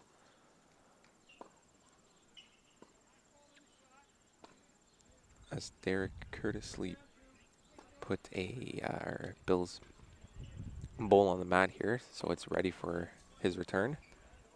Yeah, that's one of the nice courtesy things that typically happens in bowls is whenever the other player isn't here yet, you kick their bowl forward, and it's just sort of a right courtesy habit thing that you pick up that I'm not sure who started it or why, but it seems to be a trend. I was electing for the back in here. Bill is. Mm-hmm. Well, I was wondering if we would ever see someone play this ditch hand side, because it looks to be the wide open one, and Right, just like that, comes in and draws Right it, on but he it, chips right. it right back to Pierre. That worked out okay. yeah, very well. Yeah, you had to be careful back there because there was Murray's bowls back there as well. Mm-hmm.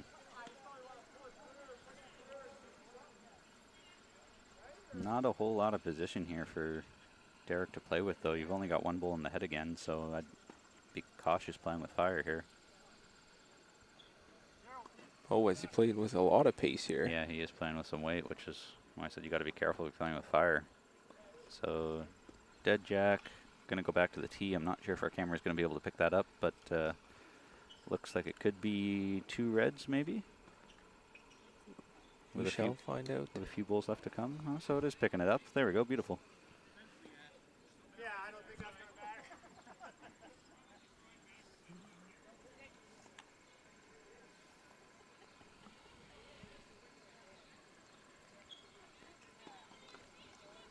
So now it comes down to the battle of the skips to see who can draw closest, because anything within 15 feet will get you shot.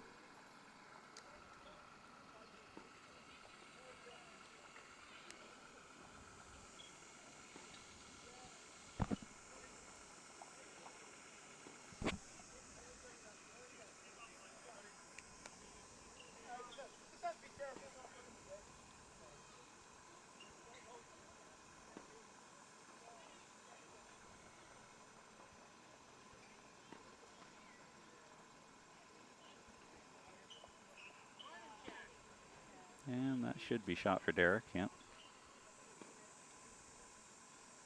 One more to come from Bill.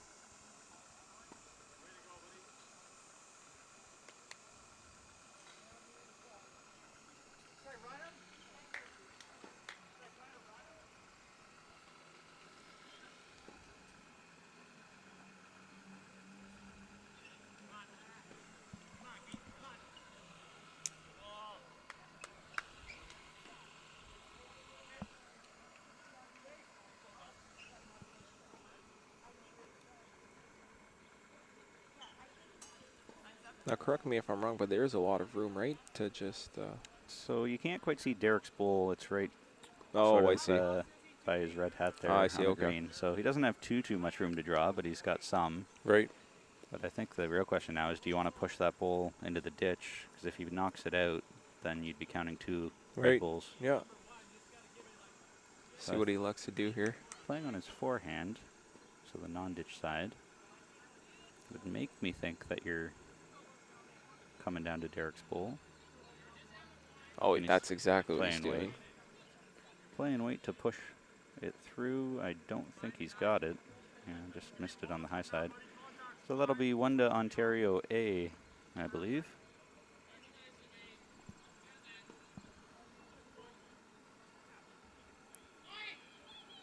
Thirteen ends down, 8-point differential.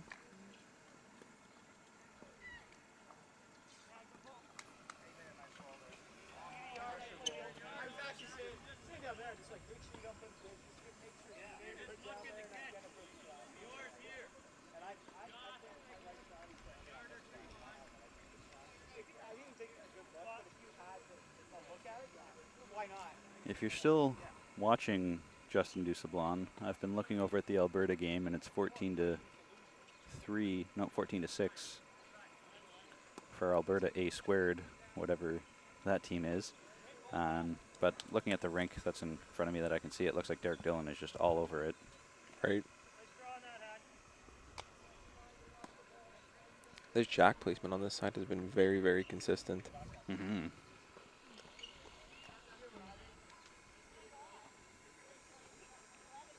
Speaking of consistency, Yeah, here we go. Murray starting it off strong.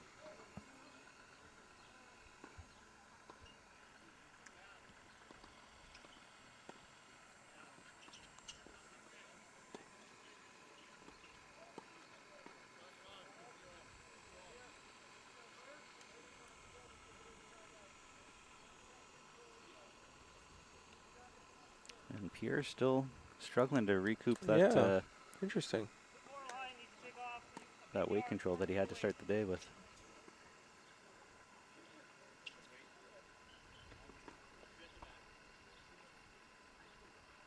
Let's see if Murray can take advantage of that, and he looks to be in the ballpark here again, yeah. Yeah, perfect picture.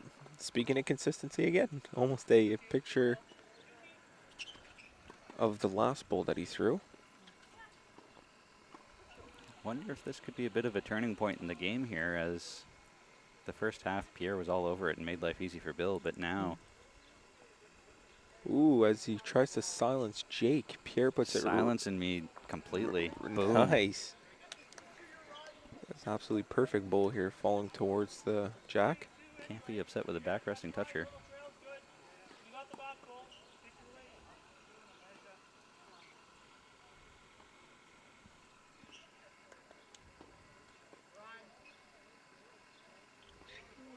Derek didn't look happy with that bowl from Murray.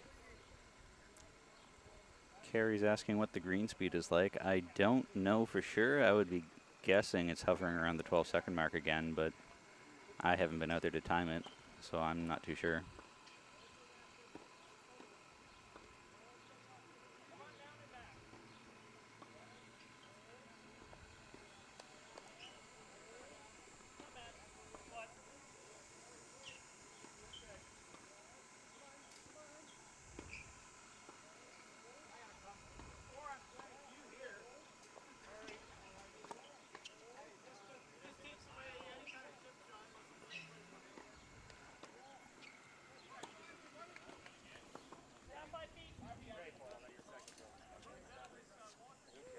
Great encouragement here.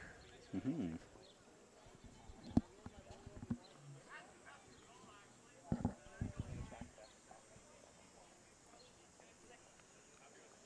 It's interesting watching the team dynamics of these two, because it seems like Derek is very vocal for what he wants to do, and Murray's a little more quiet and just sort of passive with, you know, you do what you want to do sort of deal. But with Pierre and Bill, I see a little more back and forth between them. Yeah, you do. Yep. So Derek is throwing some heat just on the high side. Because Murray stopped it before it reached the ditch. I don't mind that strategy from Derek of throwing white at this, because that is going to be very tough to outdraw. Right. But knowing that Bill and Pierre, I suspect they're going to be looking for a back bowl, something on the tee, just to prepare for that, I would imagine. The downside to that, too, though, is that you can pick the bowl clean and be down 3, and now your back bowl doesn't really matter. Right.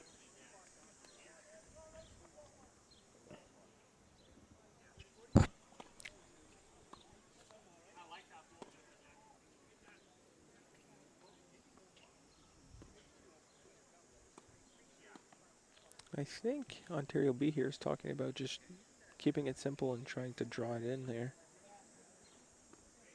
That's a interesting strategy if that's what they're going with, because I don't know if I would agree with that, because I wouldn't want to make that target any wider. Right. Also not sure if I would be suggesting throwing guards right now, because it's so early in the end. Derek still has 2 more bullets. Right. Yep.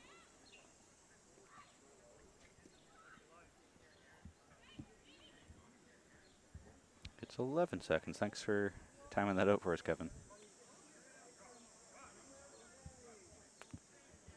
Don't mind that. Something past is Yeah. an okay bowl. I'm sure Derek will still be cracking at this.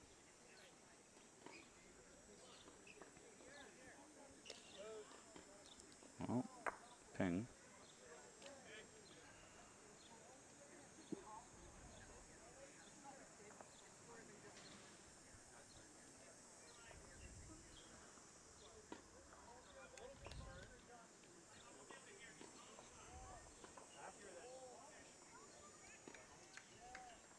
Where Pierre put his foot to say back here wasn't anywhere near the respot, so I'm curious to see just how far back this is going to be, because having something in front of Derek's bowl doesn't really make any sense at all. If you're going to get a back bowl, it should be at the respot. Right. Coach Jake. And yeah, that doesn't make any sense to me at all. That's not going to help cover any damage, really.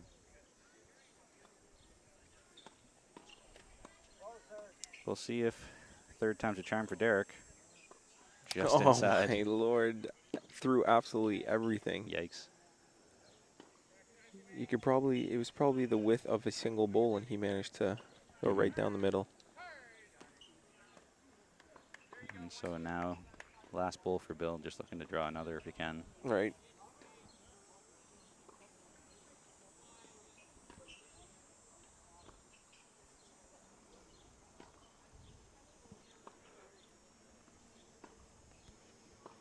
Not sure he's going to get it with this one. Bit short. Yeah. Yep. So 1 to Pierre. As he maybe found his groove back, as he was struggling here a bit with weight. Yeah, that might be enough to get his mojo going.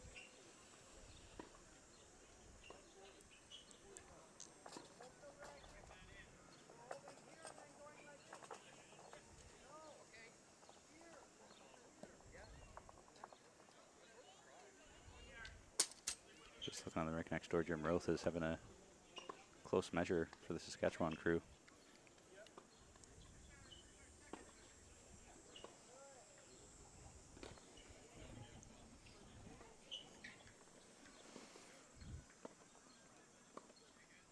Bit of a deeper jack than we're used to here, especially from Pierre, leaving it a bit short. I was wondering if he was going to elect for the short jack, but elected to go a bit on the medium to long side here.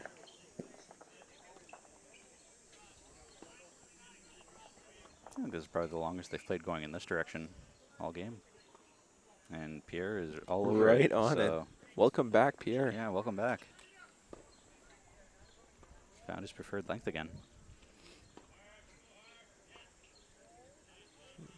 As Murray steps up and attempts to replicate Pierre's bowl. Probably wishes he could have that one back.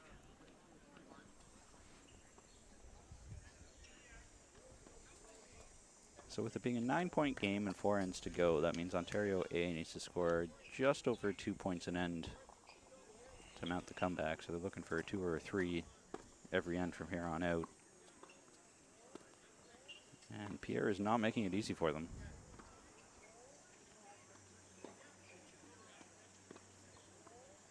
It's looking like a bit of a juicy target, though.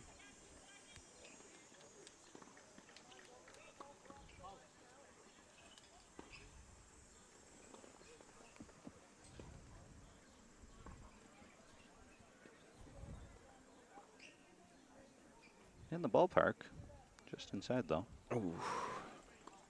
Keeping it on the green is a good thing. Something past the jack is useful later. Right.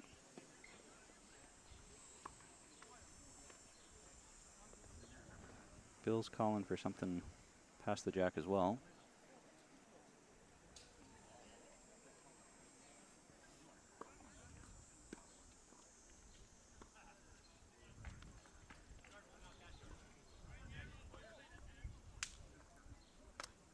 I think he pushed his other one through, so that isn't terrible as it leaves a bit of a hole and does widen the target, though.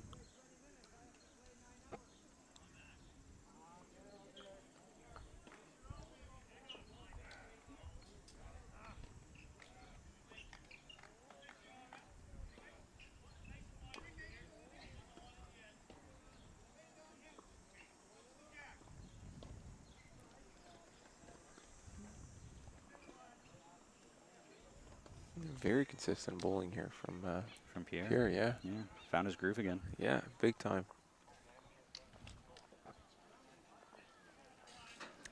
It's putting the pressure on Derek if they're looking to score 2s and 3s for here on out to Yeah. try and do that now. Yeah, true. What? It's not over until it's over. That's true. One thing I've learned about this sport.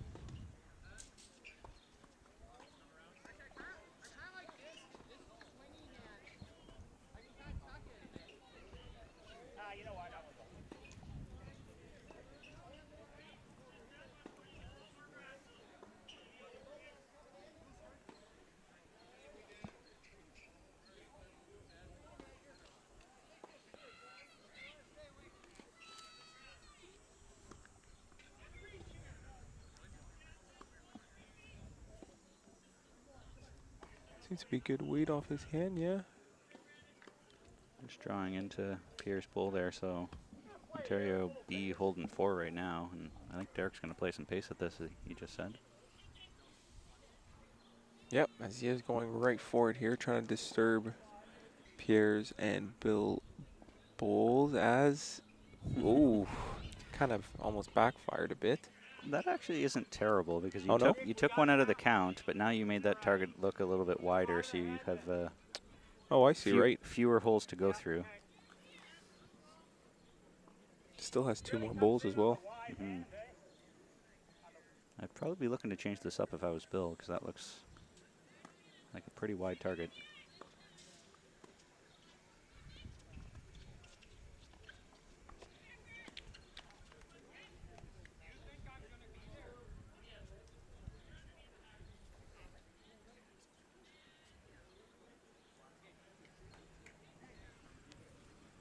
Just in behind, still just adding to the count, so that's Right. back to 4 for Ontario B at the moment.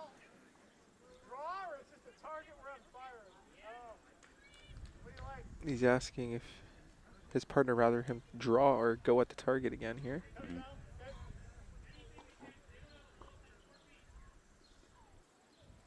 As We're he is going having for a it go very at it. strong. Yeah, got rid of 2. Yep. That's good damage control here, but being down with only a few ends to go, that is it's not an ideal situation you want to be in here. Mm-hmm. I just put another in the head, eh? I mean, there's 2 off here. I don't know if I agree with Bill's calling here, saying put another in the head, because you don't want to make it a bigger target. It's gotten smaller now. Right. Putting another in the head just makes it a wider target again.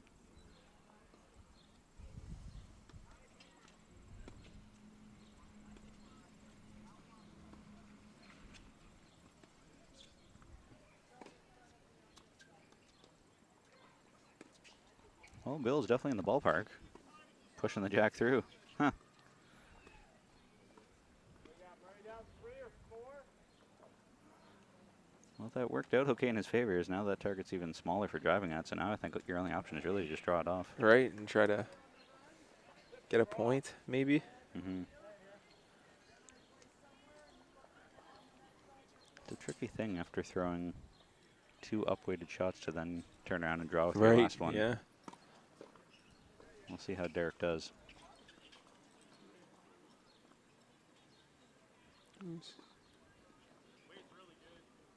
Not terribly far away. I'm not sure that's going to be good enough for shot, but definitely cuts the damage down.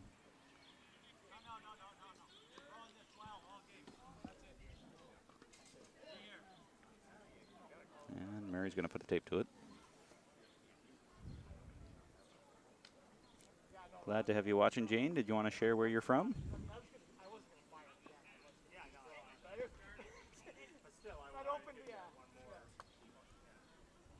So it's definitely 1 to Pierre. Not sure if that's in or not. That looked to be close, yeah. I can't tell from this angle. I don't think that that's in either. That seemed to be a bit far, that last one there.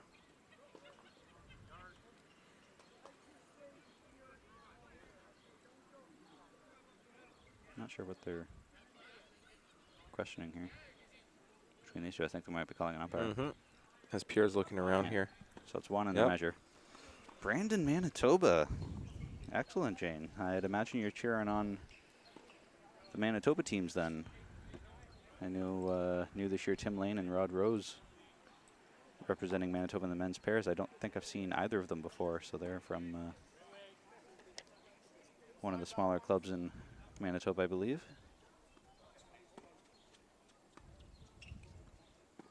Wheat City, if I'm not mistaken, or maybe Gimli. I'm not too sure.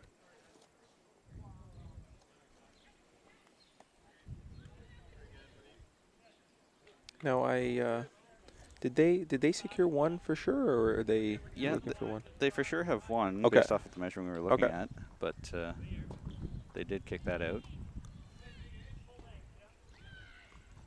Got 3 umpires down here now between Jim, Tom, and Reese.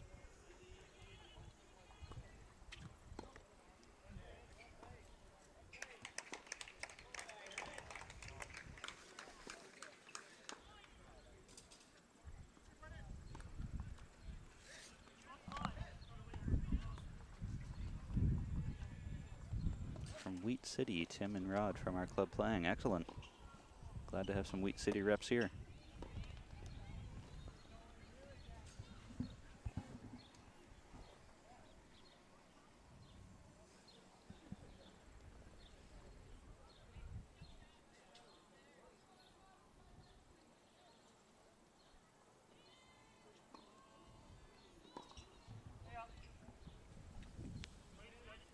Seems to be a verdict here. Or Not sure if that was 1 or 2.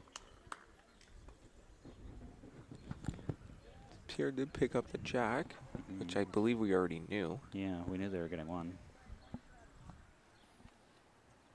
Which is not good news if you're an Ontario A fan, but then again, there's still a couple ends to be played.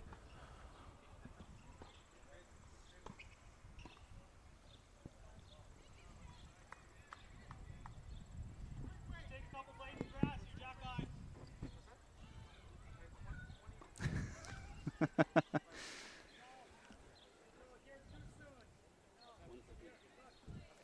One for Ontario B. 2 for Ontario B. All right. Good stuff. So we're at 20 to 9 there. 29, yep. Right on. Either way, I'm not like. It's 5 to 11. Ah, the greatest Patuli in the family asking what the score is going on next door for Saskatchewan. All 7 Saskatchewan men are standing right in front of the scoreboard, so I can't tell you until they're down at this end, but I'll update you as soon as I can.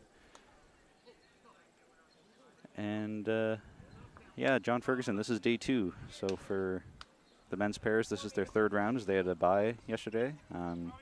With 2 greens here, only 3 out of the 4 disciplines can play each round. So for example, men's pairs, women's pairs, men's 4s might be playing, and then women's 4s would have to bye. So every round, one of the disciplines gets a bye. So first round of day 2, round 3 for men's pairs going on right now. As Pierre throws a great bowl, so he's back to his regular form here that he started off with. 11-point differential with 3 ends to go. This is getting dire waters for Ontario A to make this a close game. As Murray throws it a bit short there.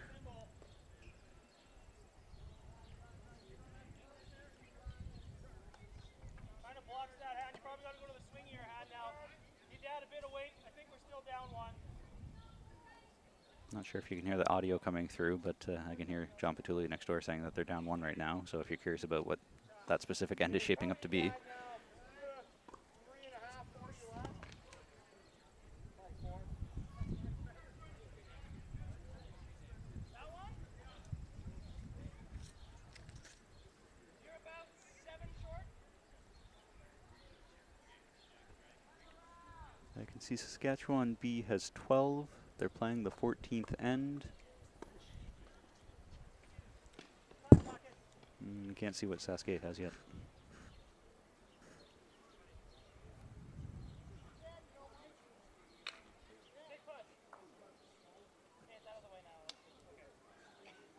up to you. I would probably, you don't need to, you touch Brian, he's in, or slip either side of him, you draw the It's another great bowl from Pierre. He's giving Ontario a very tough time here. Just putting those nails in that coffin.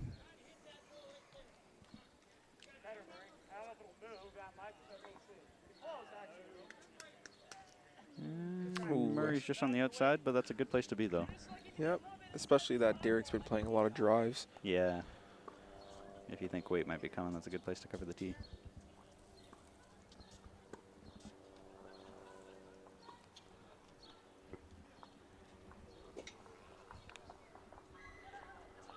So I think it's 12-11 for Sask B over Sask A.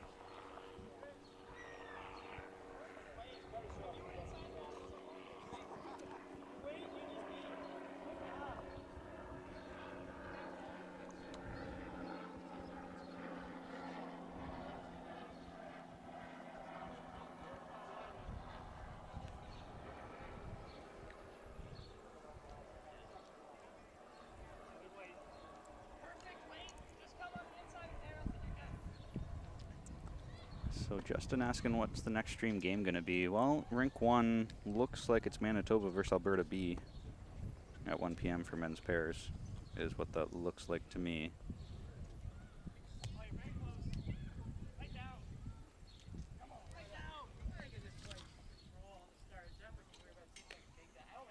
But we're set up on Rink 1, so it's typically whatever's on Rink 1 for the week.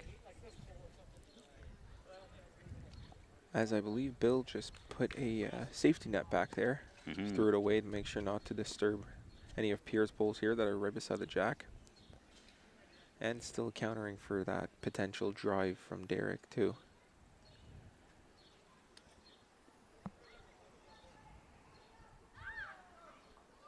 I would expect Derek's going to throw some weight at this.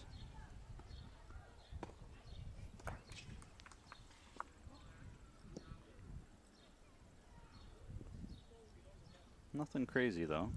No. Just try to draw it in as he knocks Pierre's bowl ever so slightly closer to the jack.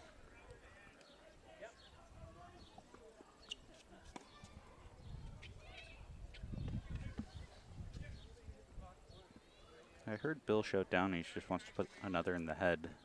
Where it goes in the head is my question for him, because you already have a big juicy target right now. Right.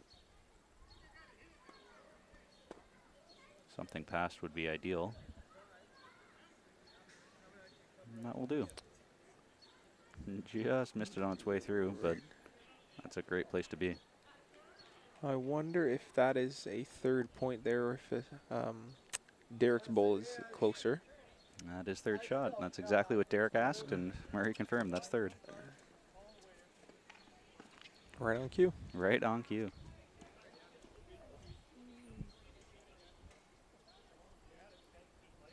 As the drive here is a fair connection, pretty good connection. Kiss the jack on the way through. Not that I would imagine you need a toucher at this point.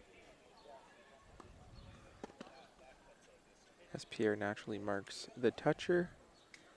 And speaking of Pierre, his bowl is still standing shot for now.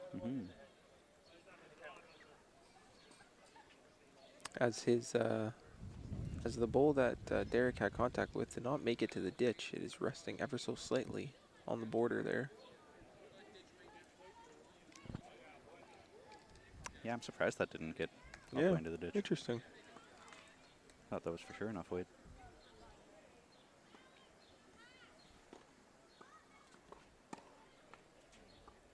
As Bill's looking for the draw here, bit too much weight on it.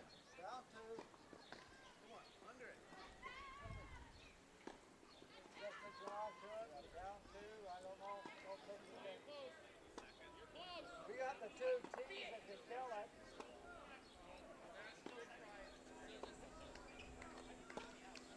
Murray did say we've got the tee if you kill it. Asking for a kill on a pair jack isn't the easiest thing in the world, though. Right.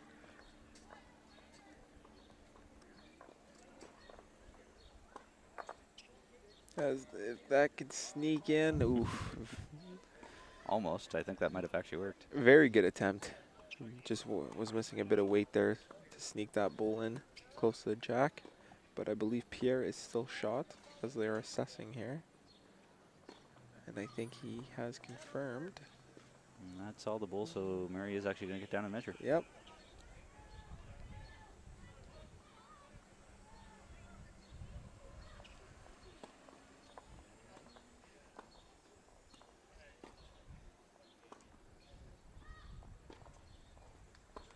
As we have the perfect angle here, and we see that Pierre does indeed have shot. Yes, he does. That is one for Ontario B as they continue their tear here. So just up and back to go. What are we looking at? A 12-point game? So 2 perfect ends would tie it, but... That is a tall task, but yeah, it is not impossible. Correct. Correct.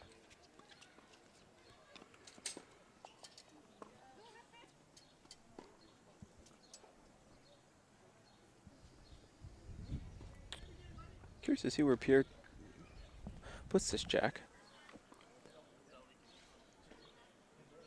shorter than I was expecting. Yeah, considering the success they had on that longer jack. Mm-hmm. But maybe they started thinking that Derek is very comfortable with his drive, so maybe a shorter jack is better for them in that context.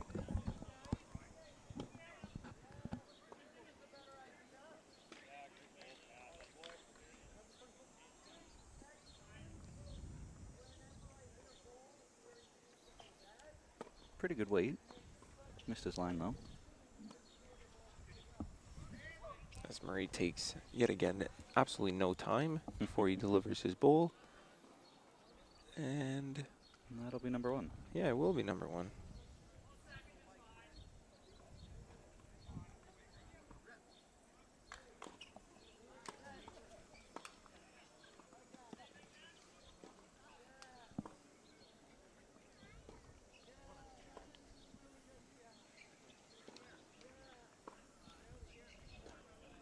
Just outside, but good receiver.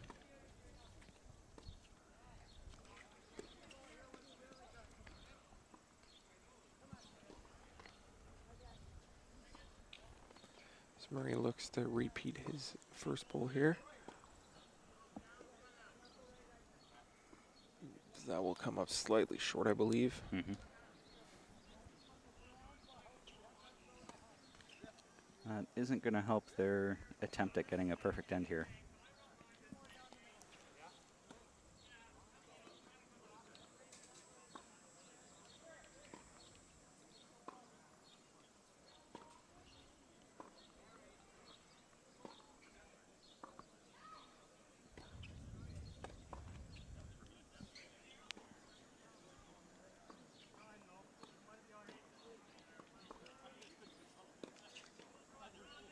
Shot drawn to Oh, Pierre. very nice.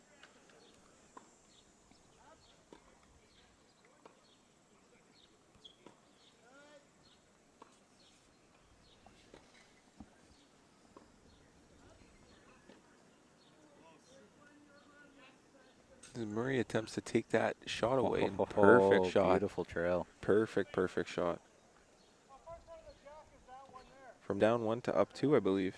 Indeed. Now the question, I guess, lies with Derek is, are you willing to concede this game and just try to help your plus-minus and leave that as it is?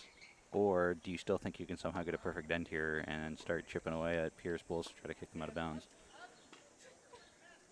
I'd like to think he would like the aggressive strategy to try to make a game out of this, but no one truly knows except Derek and Murray, naturally.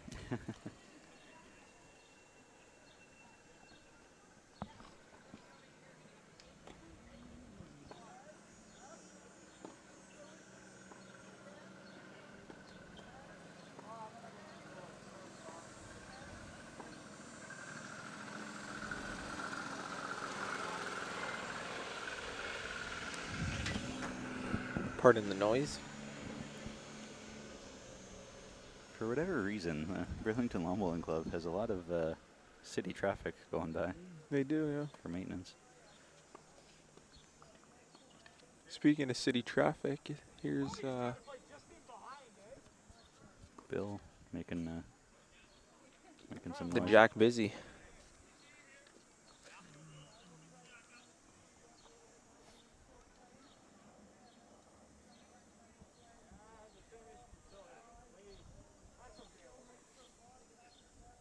Now, what was the strategy there, you think, Jake, or is that a miss throw? I think that's a missed throw just based off of what I heard Derek say. Right. I think he was looking to plant Pierre's bowl on the side there that you can't quite see right now.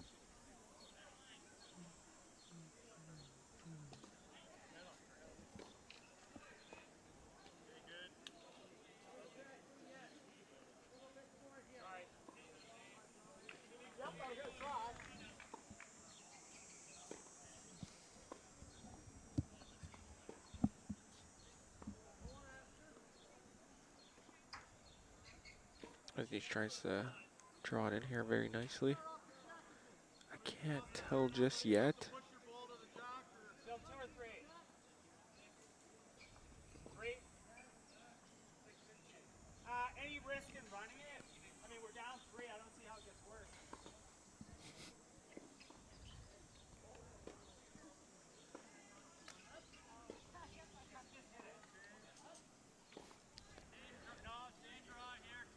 I believe Bill is going for it here. From what I could hear from the discussion here with Pierre.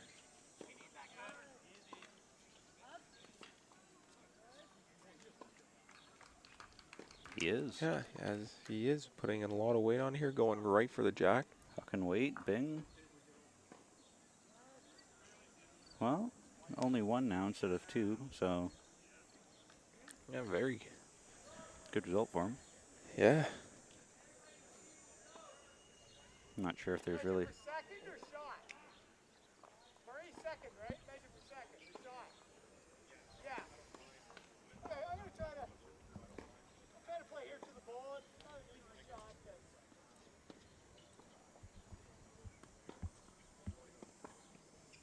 I was going to say I thought it would just be a wide open draw, but Derek said he's going to try to play to a bull.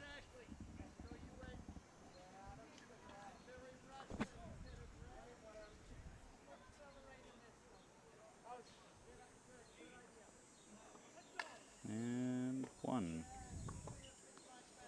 for Ontario A to get them to double digits.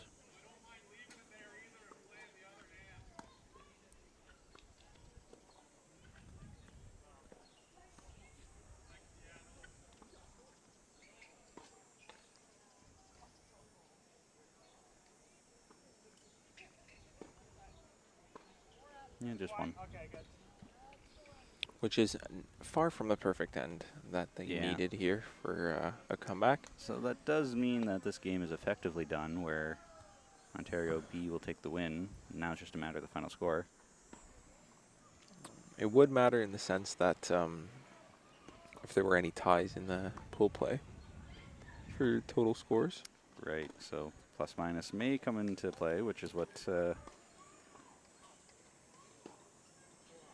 Coach Cam has been talking about in the chat there, about how plus minus does come into play. In 2019 in the singles, there was a 5-way tie with everyone at 2 and 3 for a record, so they had to have a bunch of tiebreakers. And Daryl's asking, would you consider having the mat and jack more important than last bowl? Yeah, I would.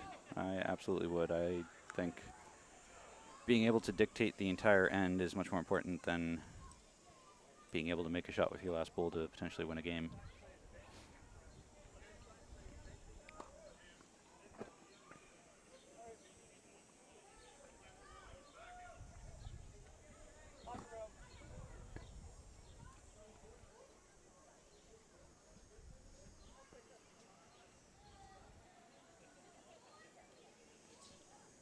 Yeah, I like your grass.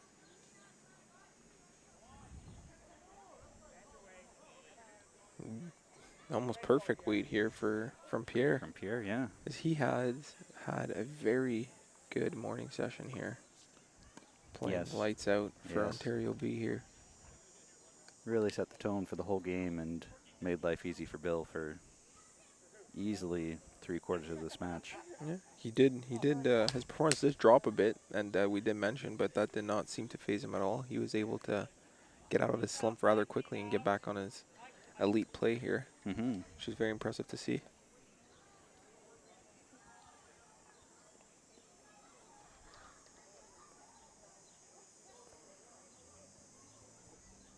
Yeah, looks like decent grass.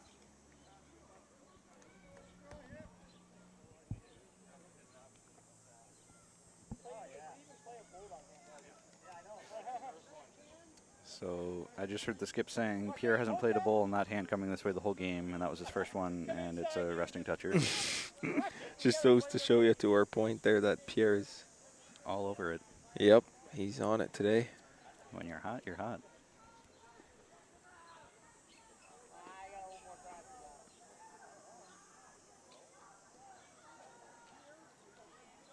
Murray taking a crack at it, but he missed. Leave the head alone. Can you come back? Back or block, whatever you like. Just don't go to the head. Anything but the head, Bill says to Pierre. He prefers it long naturally as a nice safety cushion.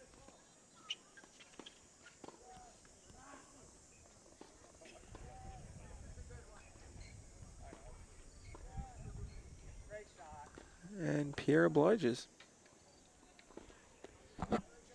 That was a very strange call from Bill saying back or block, whatever you like. To have a lead throwing blocks is kind of unheard of in bowls because there's still so many to come and with the Right. jack likely to move. Blocks are rarely used, rarely called for to begin with, let alone by having your front end do it.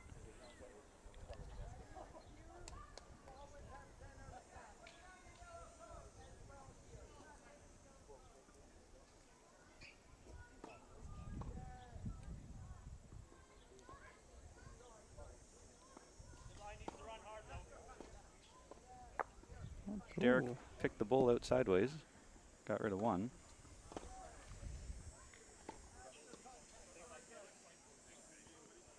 At this point, it seems like it might just be target practice for Derek here to loosen up his arm for the next game. Right.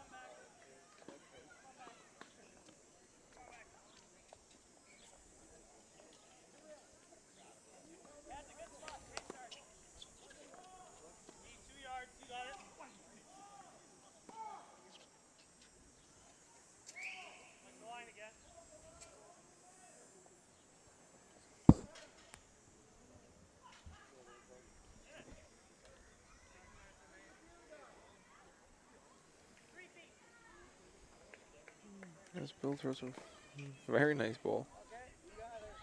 Yeah, had really good weight on that. And up for two. And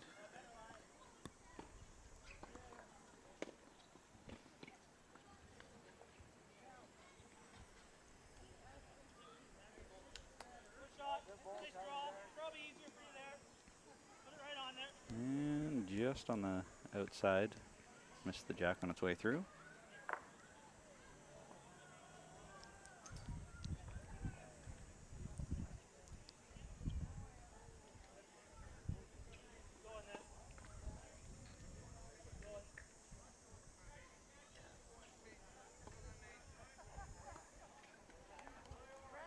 Good bowl again there from Bill. Looks like that's 3 for Ontario B right now.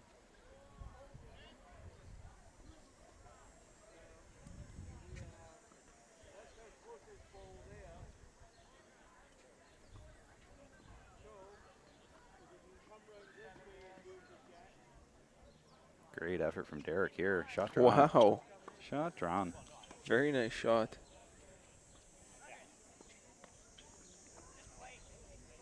That's when you make a shot like that, it's gives you momentum and it's very encouraging for the next game. Mm-hmm.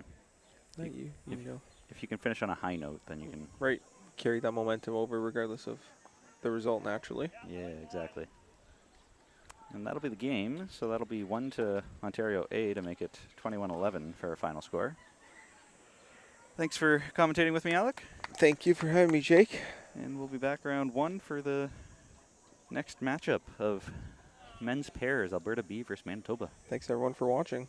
Here, and yeah, Mark, you want to introduce yourself here for our viewers? Yeah, hi, I'm Mark Sanford. I'm from Ontario, and I was down at Port Credit a couple of weeks watching the juniors. You were, yeah. And yeah, I show up here, and here I am again. So Back in the booth. yeah, that's great. But first time with you, so yeah. Yeah, right, exactly. It's gonna be nice, and I don't know these guys too well, but I think it's gonna be a good match, I'm sure.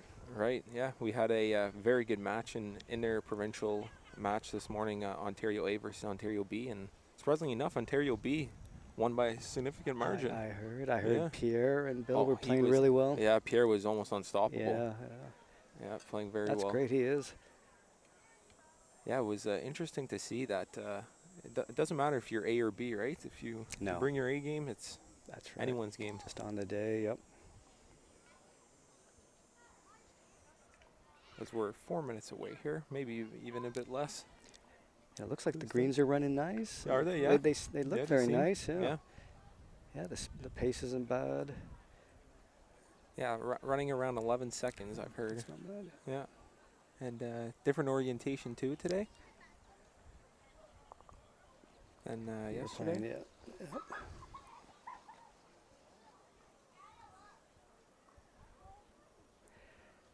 And lovely weather. Yeah, it was supposed to be cloudy today, but It's sun's coming out, not right? so far, no. Not too humid. Not quite as bad as Port Credit was a couple weeks yeah, ago. yeah, that was hot. That was. Yeah, Yeah, we got a bit worried there with the kids being out in Yeah. 35, 34 weather. Plus, yeah. Yeah. Yeah, make sure to drink lots of water. Oh, yeah. Yeah, I was impressed with all those juniors. That was some wonderful Amazing. bowling. You know.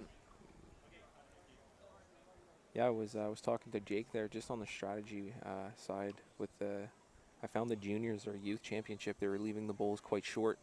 And in this Canadian championship here, we don't see that very often. Right. They do miss. It is long, which is what you want. That's right.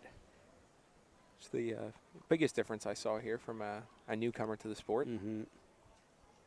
Well, you must be learning quick at this rate. Yeah, I am. I'm exposed to a lot of it, right? So Yeah. in a short time. Yeah. And you can read as many books as you want, right? But until you see it, you can't fully comprehend That's it. right. Well, it's nice seeing a lot of old friends from back in the day here. Got old Steve Bezanson's here. And I got Haran and Tim from BC that I've known for a long time. Right. Greg Wilson, it's great to see him back. This was his club back 15 years ago. Right, yeah. Yeah, it was. Now, how many Canadian championships did you play in? I played in 9. 9, eh? Yeah. And what, hung up the shoes for? Well, I guess that's one way of looking at it, Right. yeah. But I haven't been in this year, but maybe next year give it a try. But Yeah, nice. I'm okay. This is a little more relaxing sitting here. And Right, enjoying Yeah. bowls. Yeah, it's also fairly long days, especially for the teams that have 3 matches. Right. That- It can be. It's not too bad. It's 18 ends for the pairs Yep. and 3 bowls, so that's not too bad. Right. But yeah, three games is a lot when it's like the high intensity like this.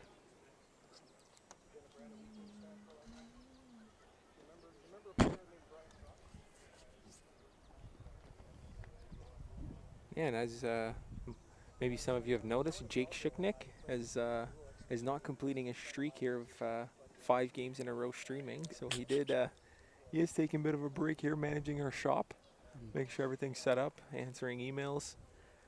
Thought we'd give him a little bit of a break. I think he deserves that. Yeah. Yeah, after 4 games in a row there. There's a lot, yeah.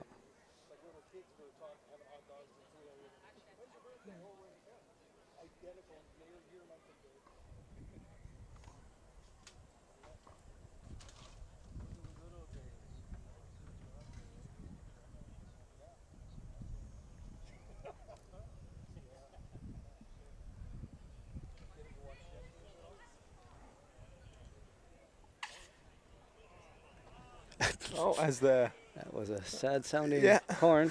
I but guess nonetheless, it does mark the beginning here as all the teams come to the green.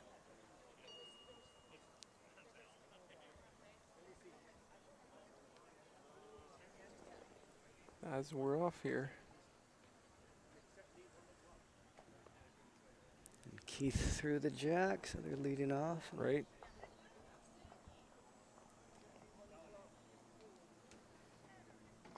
It's around 3/4 length.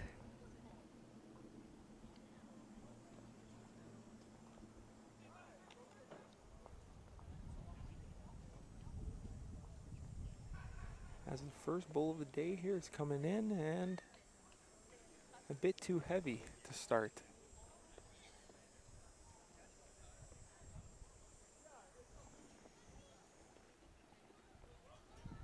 Next up here we got Rod from Manitoba. Another lefty. There seems to be a large percentage in Yeah, lawn right. bowling. Yeah. A lot more than 10%.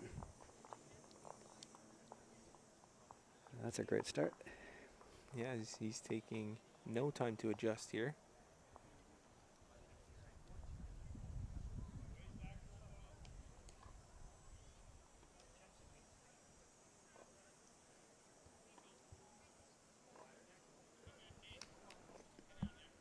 As he has seemed to fix his weight here. It's a bit too heavy still, but It's a good home, just a yard through. right.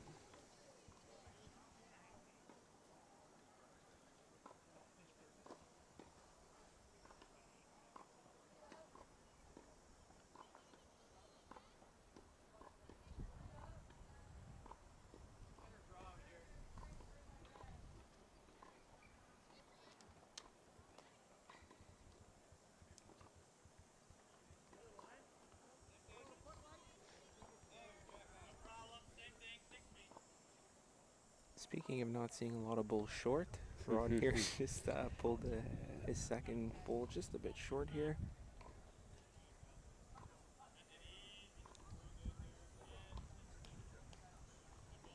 Yeah, very nice. He Very made the nice. adjustment with the weight.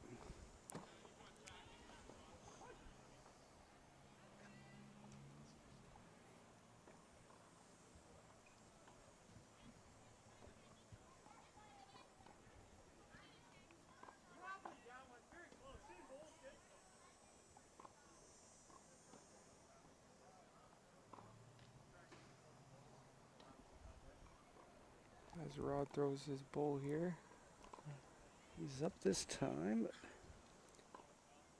Bit of a narrow line here. Oh, he gets a reasonable bounce, but still not enough for shot here. He turned out his own, but And as the as we're switching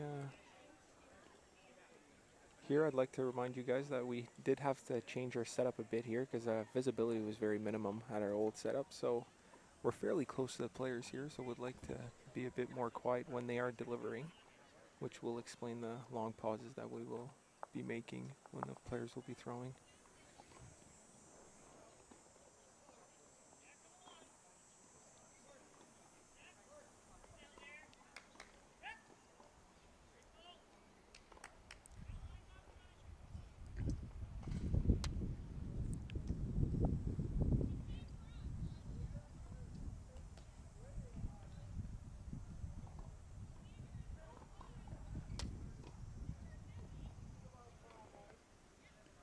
Very decisive throw. Didn't take too much time No, he calculating it. yeah, that was tracking well. It Just was, ticked yeah. the front bull. Or Right. might have had the trail. Yeah, these players are finding their weight in their line quite early here. It's the first time on the other hand here.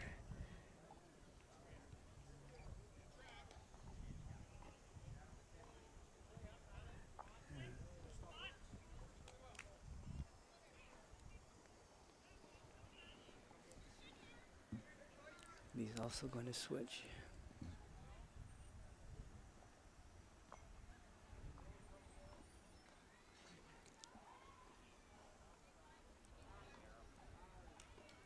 And Tim just threw here from Manitoba, for those who were curious. Good too? Okay. Now, something similar. Okay.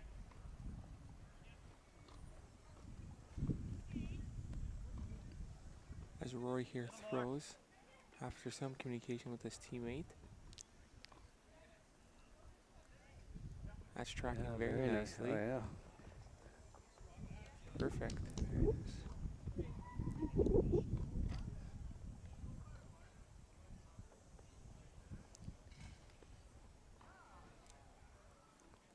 Yeah, that's got a chance. If it stays up. Yeah. Still the 3, it looks like.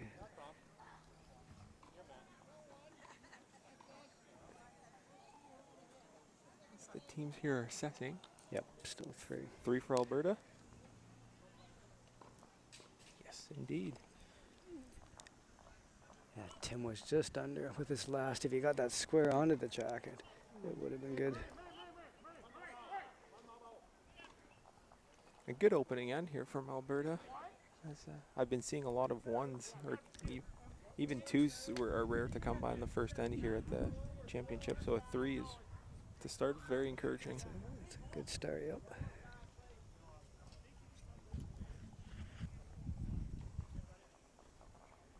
As we're going for a deep jack here.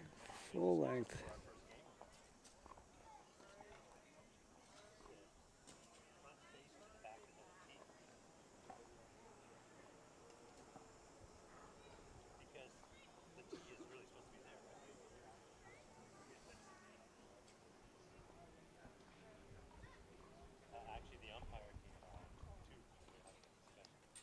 As the first ball's coming in here, but I don't believe we'll be able to see the jack. I'll have to ask the players to Is it too deep? step. No, just the players would have to step on the they're in left-hand way, side. right. Yeah, Okay. as right on cue almost. They move.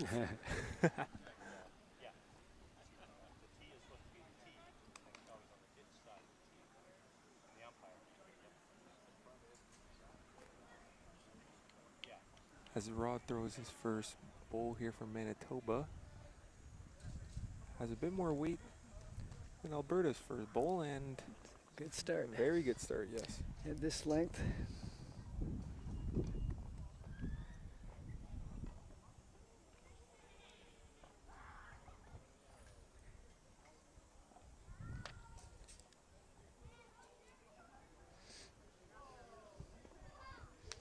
Yeah, watching a bit of that Saskatchewan game that was on here before. And Yeah. it looks like that hand draws quite a bit, doesn't it? Oh, yeah, it does.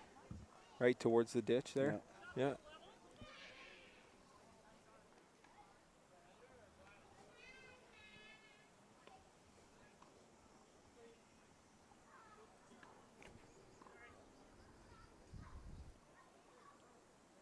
Oh, is this? This is getting a bit too heavy and doesn't quite make it to the ditch yet.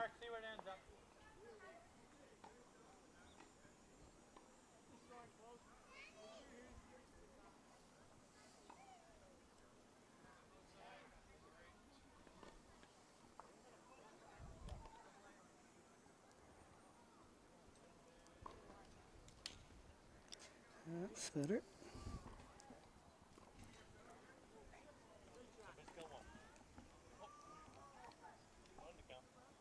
Yeah, tried to correct his weight there from the first bowl. He seems to be getting a better hang of it. With his first bowl coming up short here, and his last two either jack high or a bit too deep.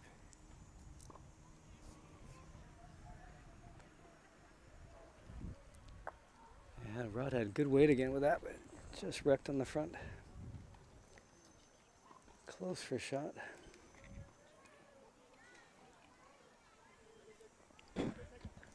Now, with those two bowls in front of the jack there, would that play any significance in the bowler's mind, or? It shouldn't on that backhand for a right-hander, Yep.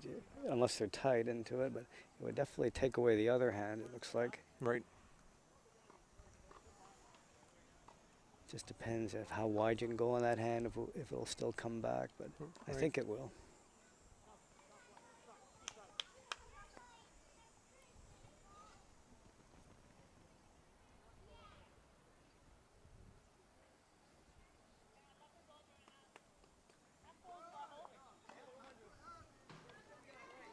It's tracking well.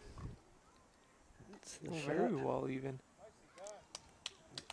Almost a perfect shot. And- As Oh yeah, I've learned to call those a back resting toucher. that's right.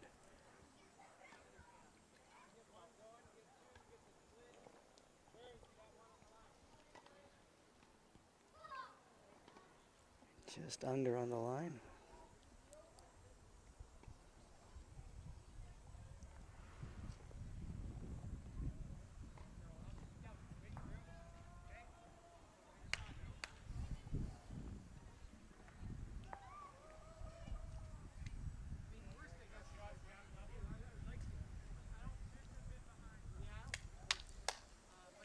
As Roy tries to Another repeat, beauty. and he does. He does repeat it.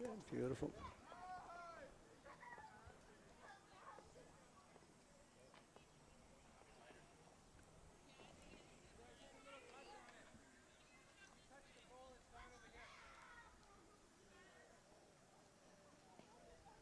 Good effort, just a touch higher, because he didn't want to be short.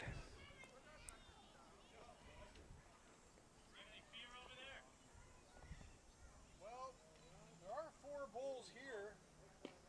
I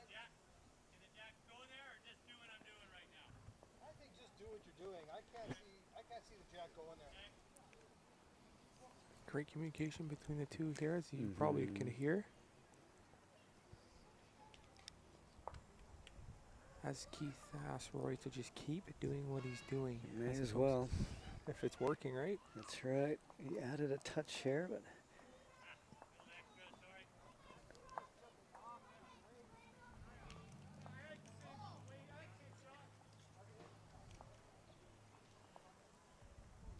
Let's see if Tim here has an opportunity to take or minimize the damage, I should say. They're not going to reach. Yeah, a bit short here coming in as well. Looks like 2 for Alberta. Yep. 2? 2 for Alberta. As we have now 2-0 on. This is the third end, eh, Mike?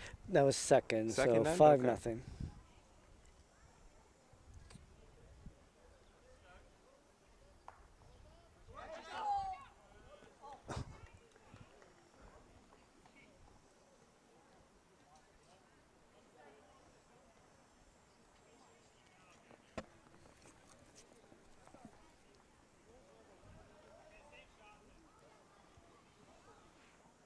Has another deep jack here, That's right. which is funny because the Ontario one here, it was always short. Was it? Yeah, pretty much. Looks-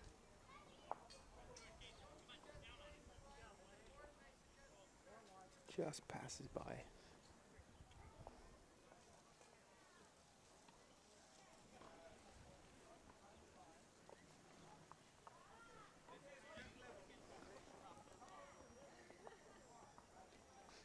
Rod switched to his forehand. Oh, that ball doesn't seem to want to come in, it's eh? just that little high, yep.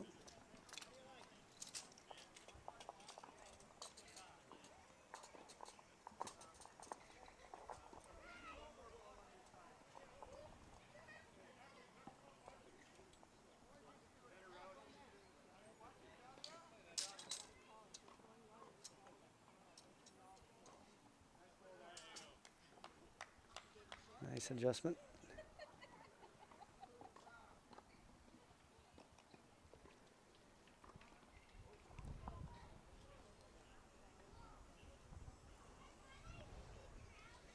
And Rod said enough of that hand, so he's back to the other.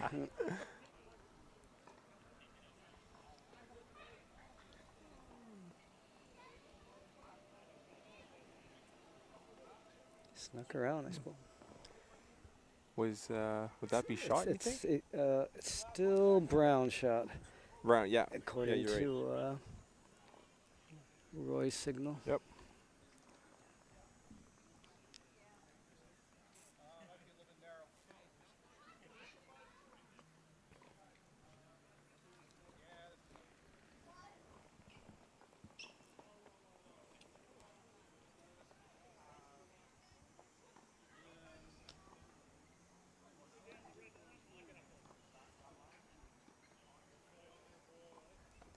And he's back over on his forehand.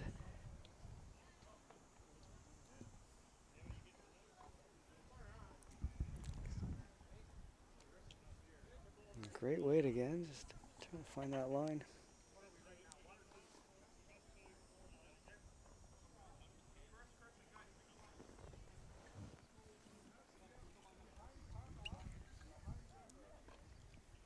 Now, do you think the jacks are deep because Alberta talked about that beforehand, or is that player I'm preference? sure that's part of their plan. Yeah. Yeah, that's part of their game plan. Right.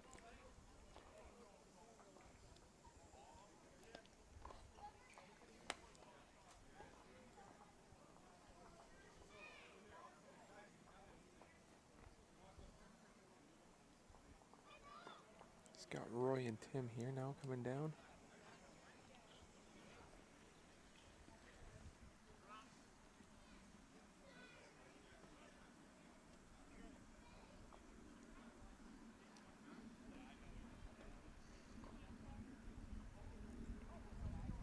Didn't quite turn in like he wanted, I believe. It was a touch through with the weight.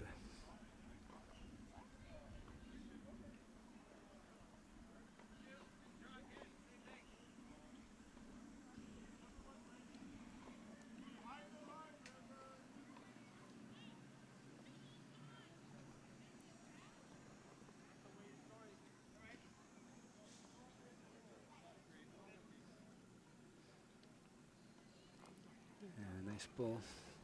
Might be 2.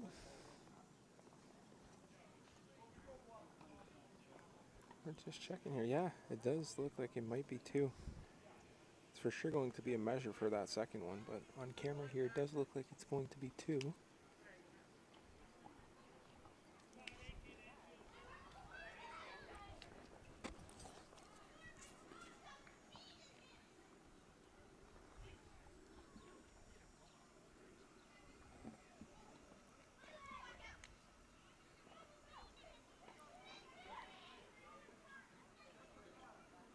Manitoba here is coming with their bowl. Coming on a great line. Oh, yeah. Very nice again. Wow. And right on the jack. Very nice.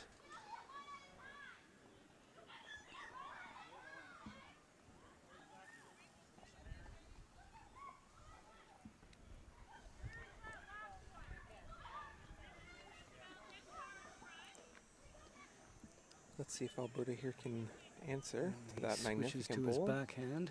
He's playing a little weight. Yeah, it is coming in quite fast. And he took out one of them.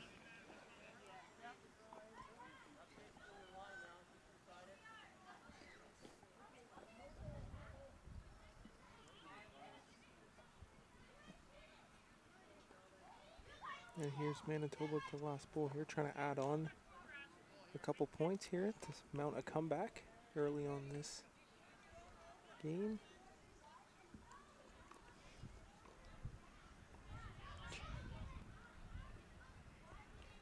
Just through. Just sails past it.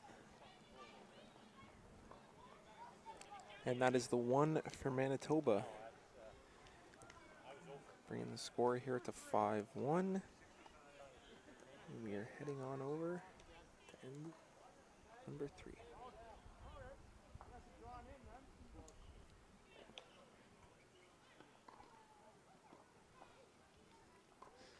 I think the pairs are playing 3 rounds today, it sounds like. So Yep. it'll be a long day. And the 4s are off this afternoon. We're back on at 4:30. 4:30, yep. Until 7 or 20 ends, naturally. This Rod is about to throw his first bowl here for Manitoba. He's trying the ditch side. Didn't work out for him that well last time, but he seems to have found his line here as he just cuts underneath. Just the way. Yeah, line was pretty good.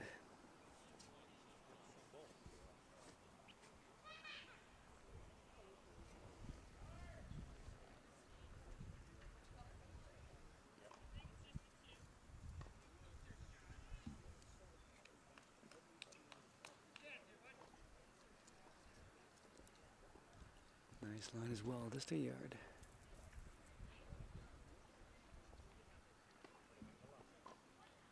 Now, Mark, what would be the advantage for a long jack like this? Because Manitoba and Alberta seem to be throwing it long. Yeah, you know, you think you might want to change it up a bit. They're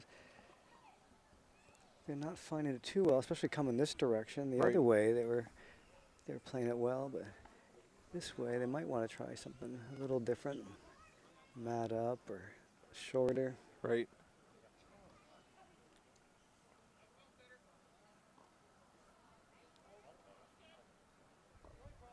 Just that little bit. Right, which kind of almost proves our point of a shorter jack might work wonders for these teams right now.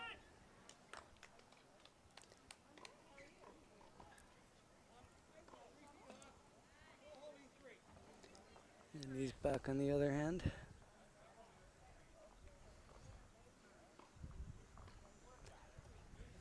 How's the weight? Pretty good. And yeah, it's going to pass those 2 bowls with ease and maybe even get to the jack.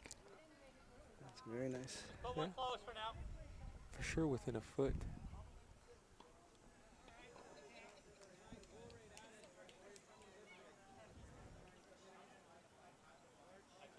As Keith tries to answer here. Clearly has a bit more weight on here. Didn't want to miss short for That's a third time in a row. Yep.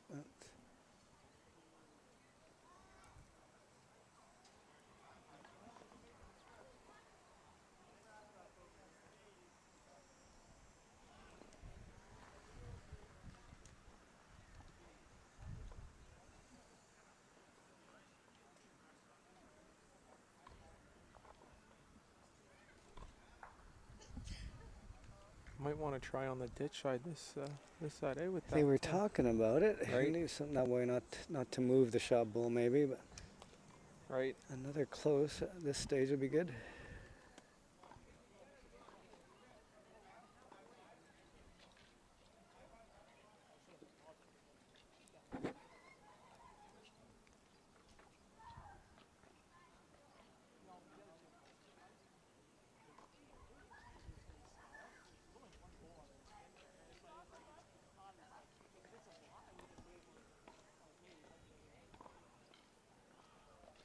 Not gonna reach. No. Coming up well short.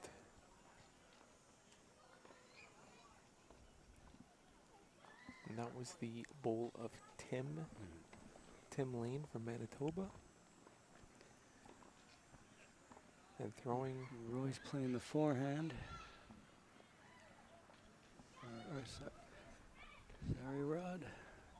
Oh yeah. Good weight. Beautiful Oh, nice. ball. Very well.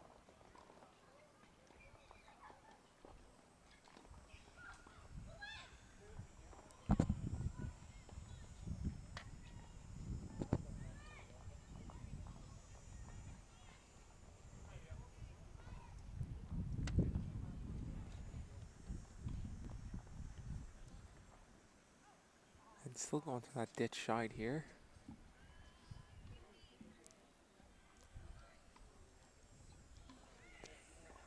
As this seems quite heavy, might even reach the ditch, and it does indeed. As the jack was moved back even further now by Alberta. Yeah, he probably wouldn't mind that weight if he was into the head, but Right.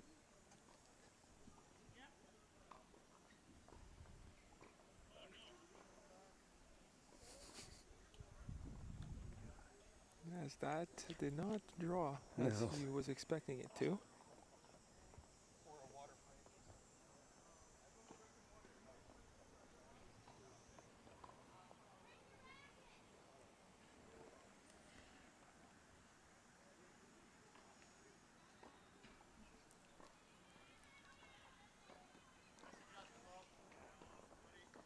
yeah, he tried to take the weight off and then it cuts across. Right. So he might have been better off just keeping that same up weight. Looks better. As Roy and Keith agree that this bowl is looking a lot better than his last one that he threw in the ditch. That's in the count, yeah. Yep. 3 times. That is 3 for Alberta.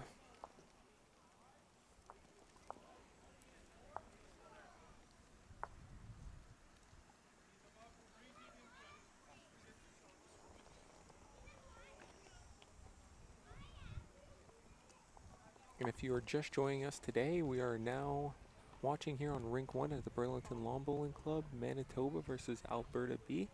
So on Manitoba here we have Tim Lane, and Rod Rose. And for Alberta B we have Roy Reege and Keith Johnson. Naturally, as you can probably see on your screen here, Alberta does have the pink and blue colored shirts, as Manitoba has the yellow shirts.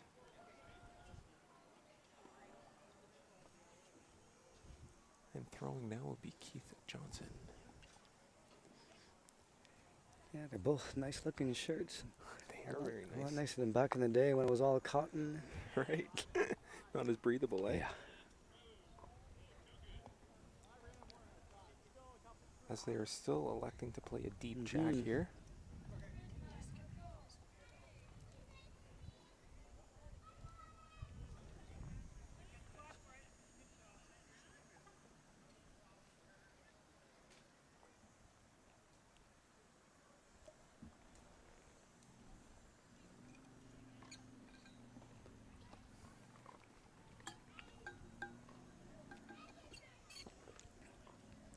Yeah, nice start for Rod. Oh, Beautiful. Very nice start. Almost a picture perfect start. Here's Keith looks for the answer here. And his first ball's in a nice position. It's 2-3 feet behind the jack. Because I believe this will be coming well up short. Also cutting under here.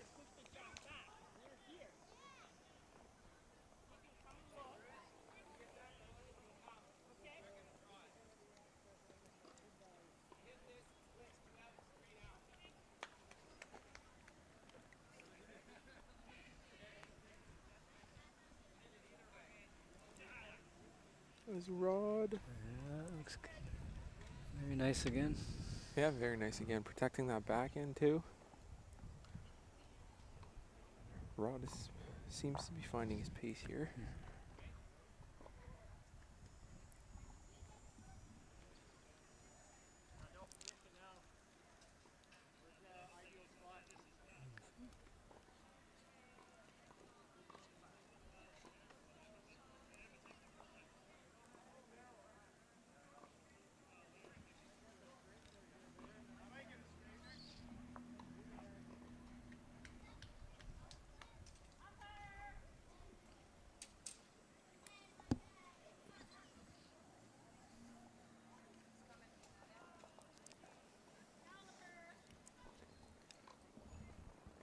Yeah, As Rod almost throws an identical bowl. 3 nice bowls. Very good job. Setting up nicely for his teammate Tim, who is coming down as we speak from Manitoba.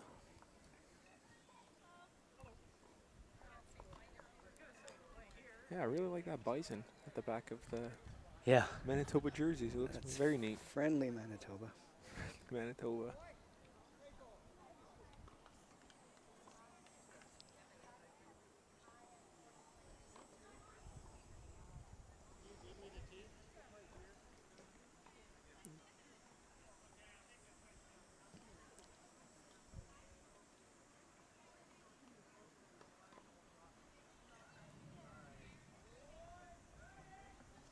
Just missed the second Just shot, resting it.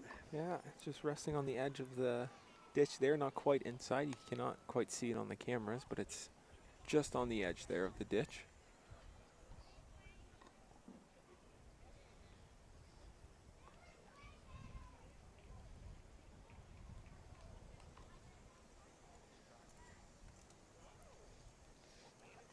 And that hand's definitely turning a lot.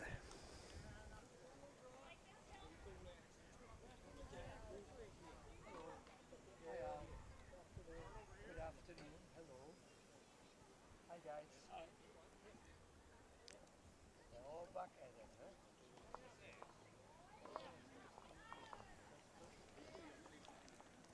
This weight seems to be good if it can just hit. Oh, Jeez. just missed. Might have got third, or I'm not sure. Am I still 3 maybe? Yeah, tough to see from both the camera angle He and was our really angle. close to hey.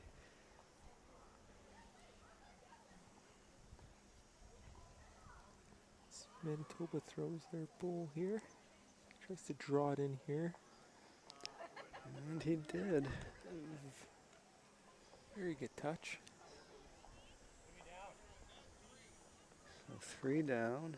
So he might up the weight here. This is 3 down for Alberta.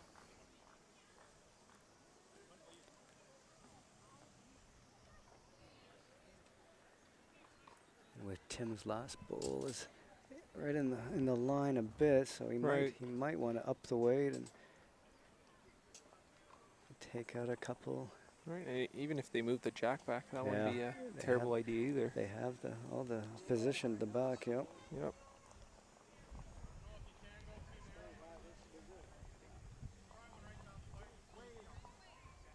So Rory and Keith are still chatting here. Seems to be a tough shot here. Because he's just missed with this first 2, so yeah, Right. he might want to change things up.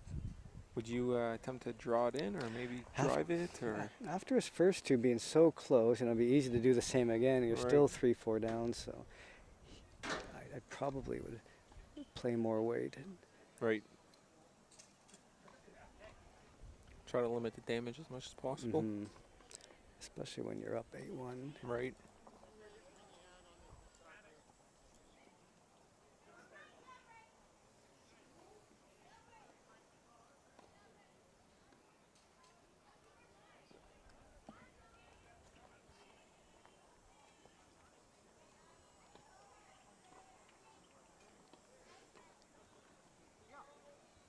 I think that's a little wide. Yeah, mine don't come back like it. And as he said, A bit wide. Yeah, on that his last weight ball was here. great. He was trying just to cut it down. But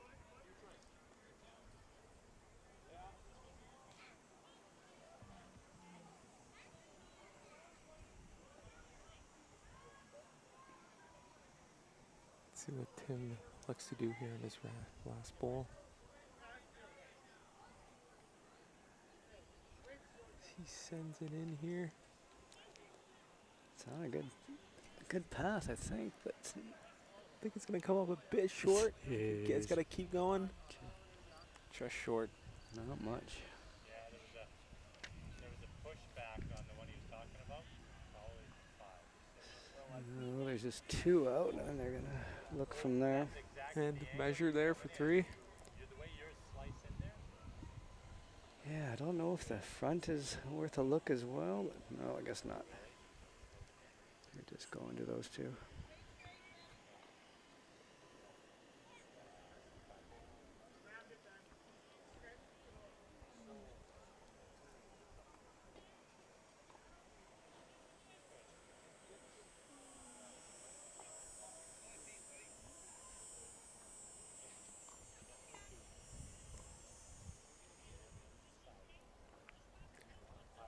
As they might call an umpire here soon, as it is looking to be very close. And I take that back. Just the 2, yeah. Just the 2 for Manitoba. So that stops Alberta's momentum a bit here. Manitoba having a good end.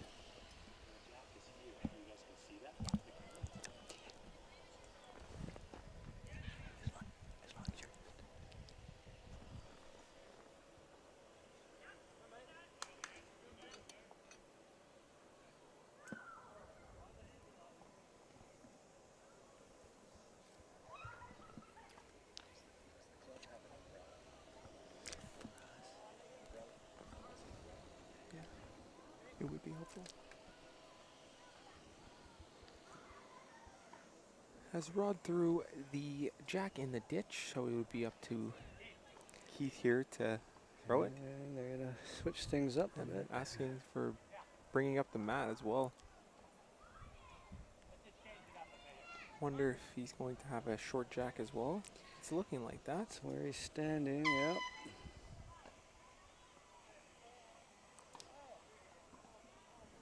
Now the horn works. Yeah, right. Oh, as Huh, it was for a warning? I don't know. we heard thunder, so the horn blows here and play is Yeah, they're getting everyone off. Yep. temporarily suspended. As we did hear a rumble in the distance, I thought it was just moving trucks going about their business, but I think it is thunder here. So play has been suspended here for our Manitoba and Alberta B. And look out on our social media to see when play will resume. As of right now, it'll only be a 30-minute break, maybe even a bit less. And yeah, we'll keep you updated, and we'll be back when play resumes. So bye for now, and we'll be back.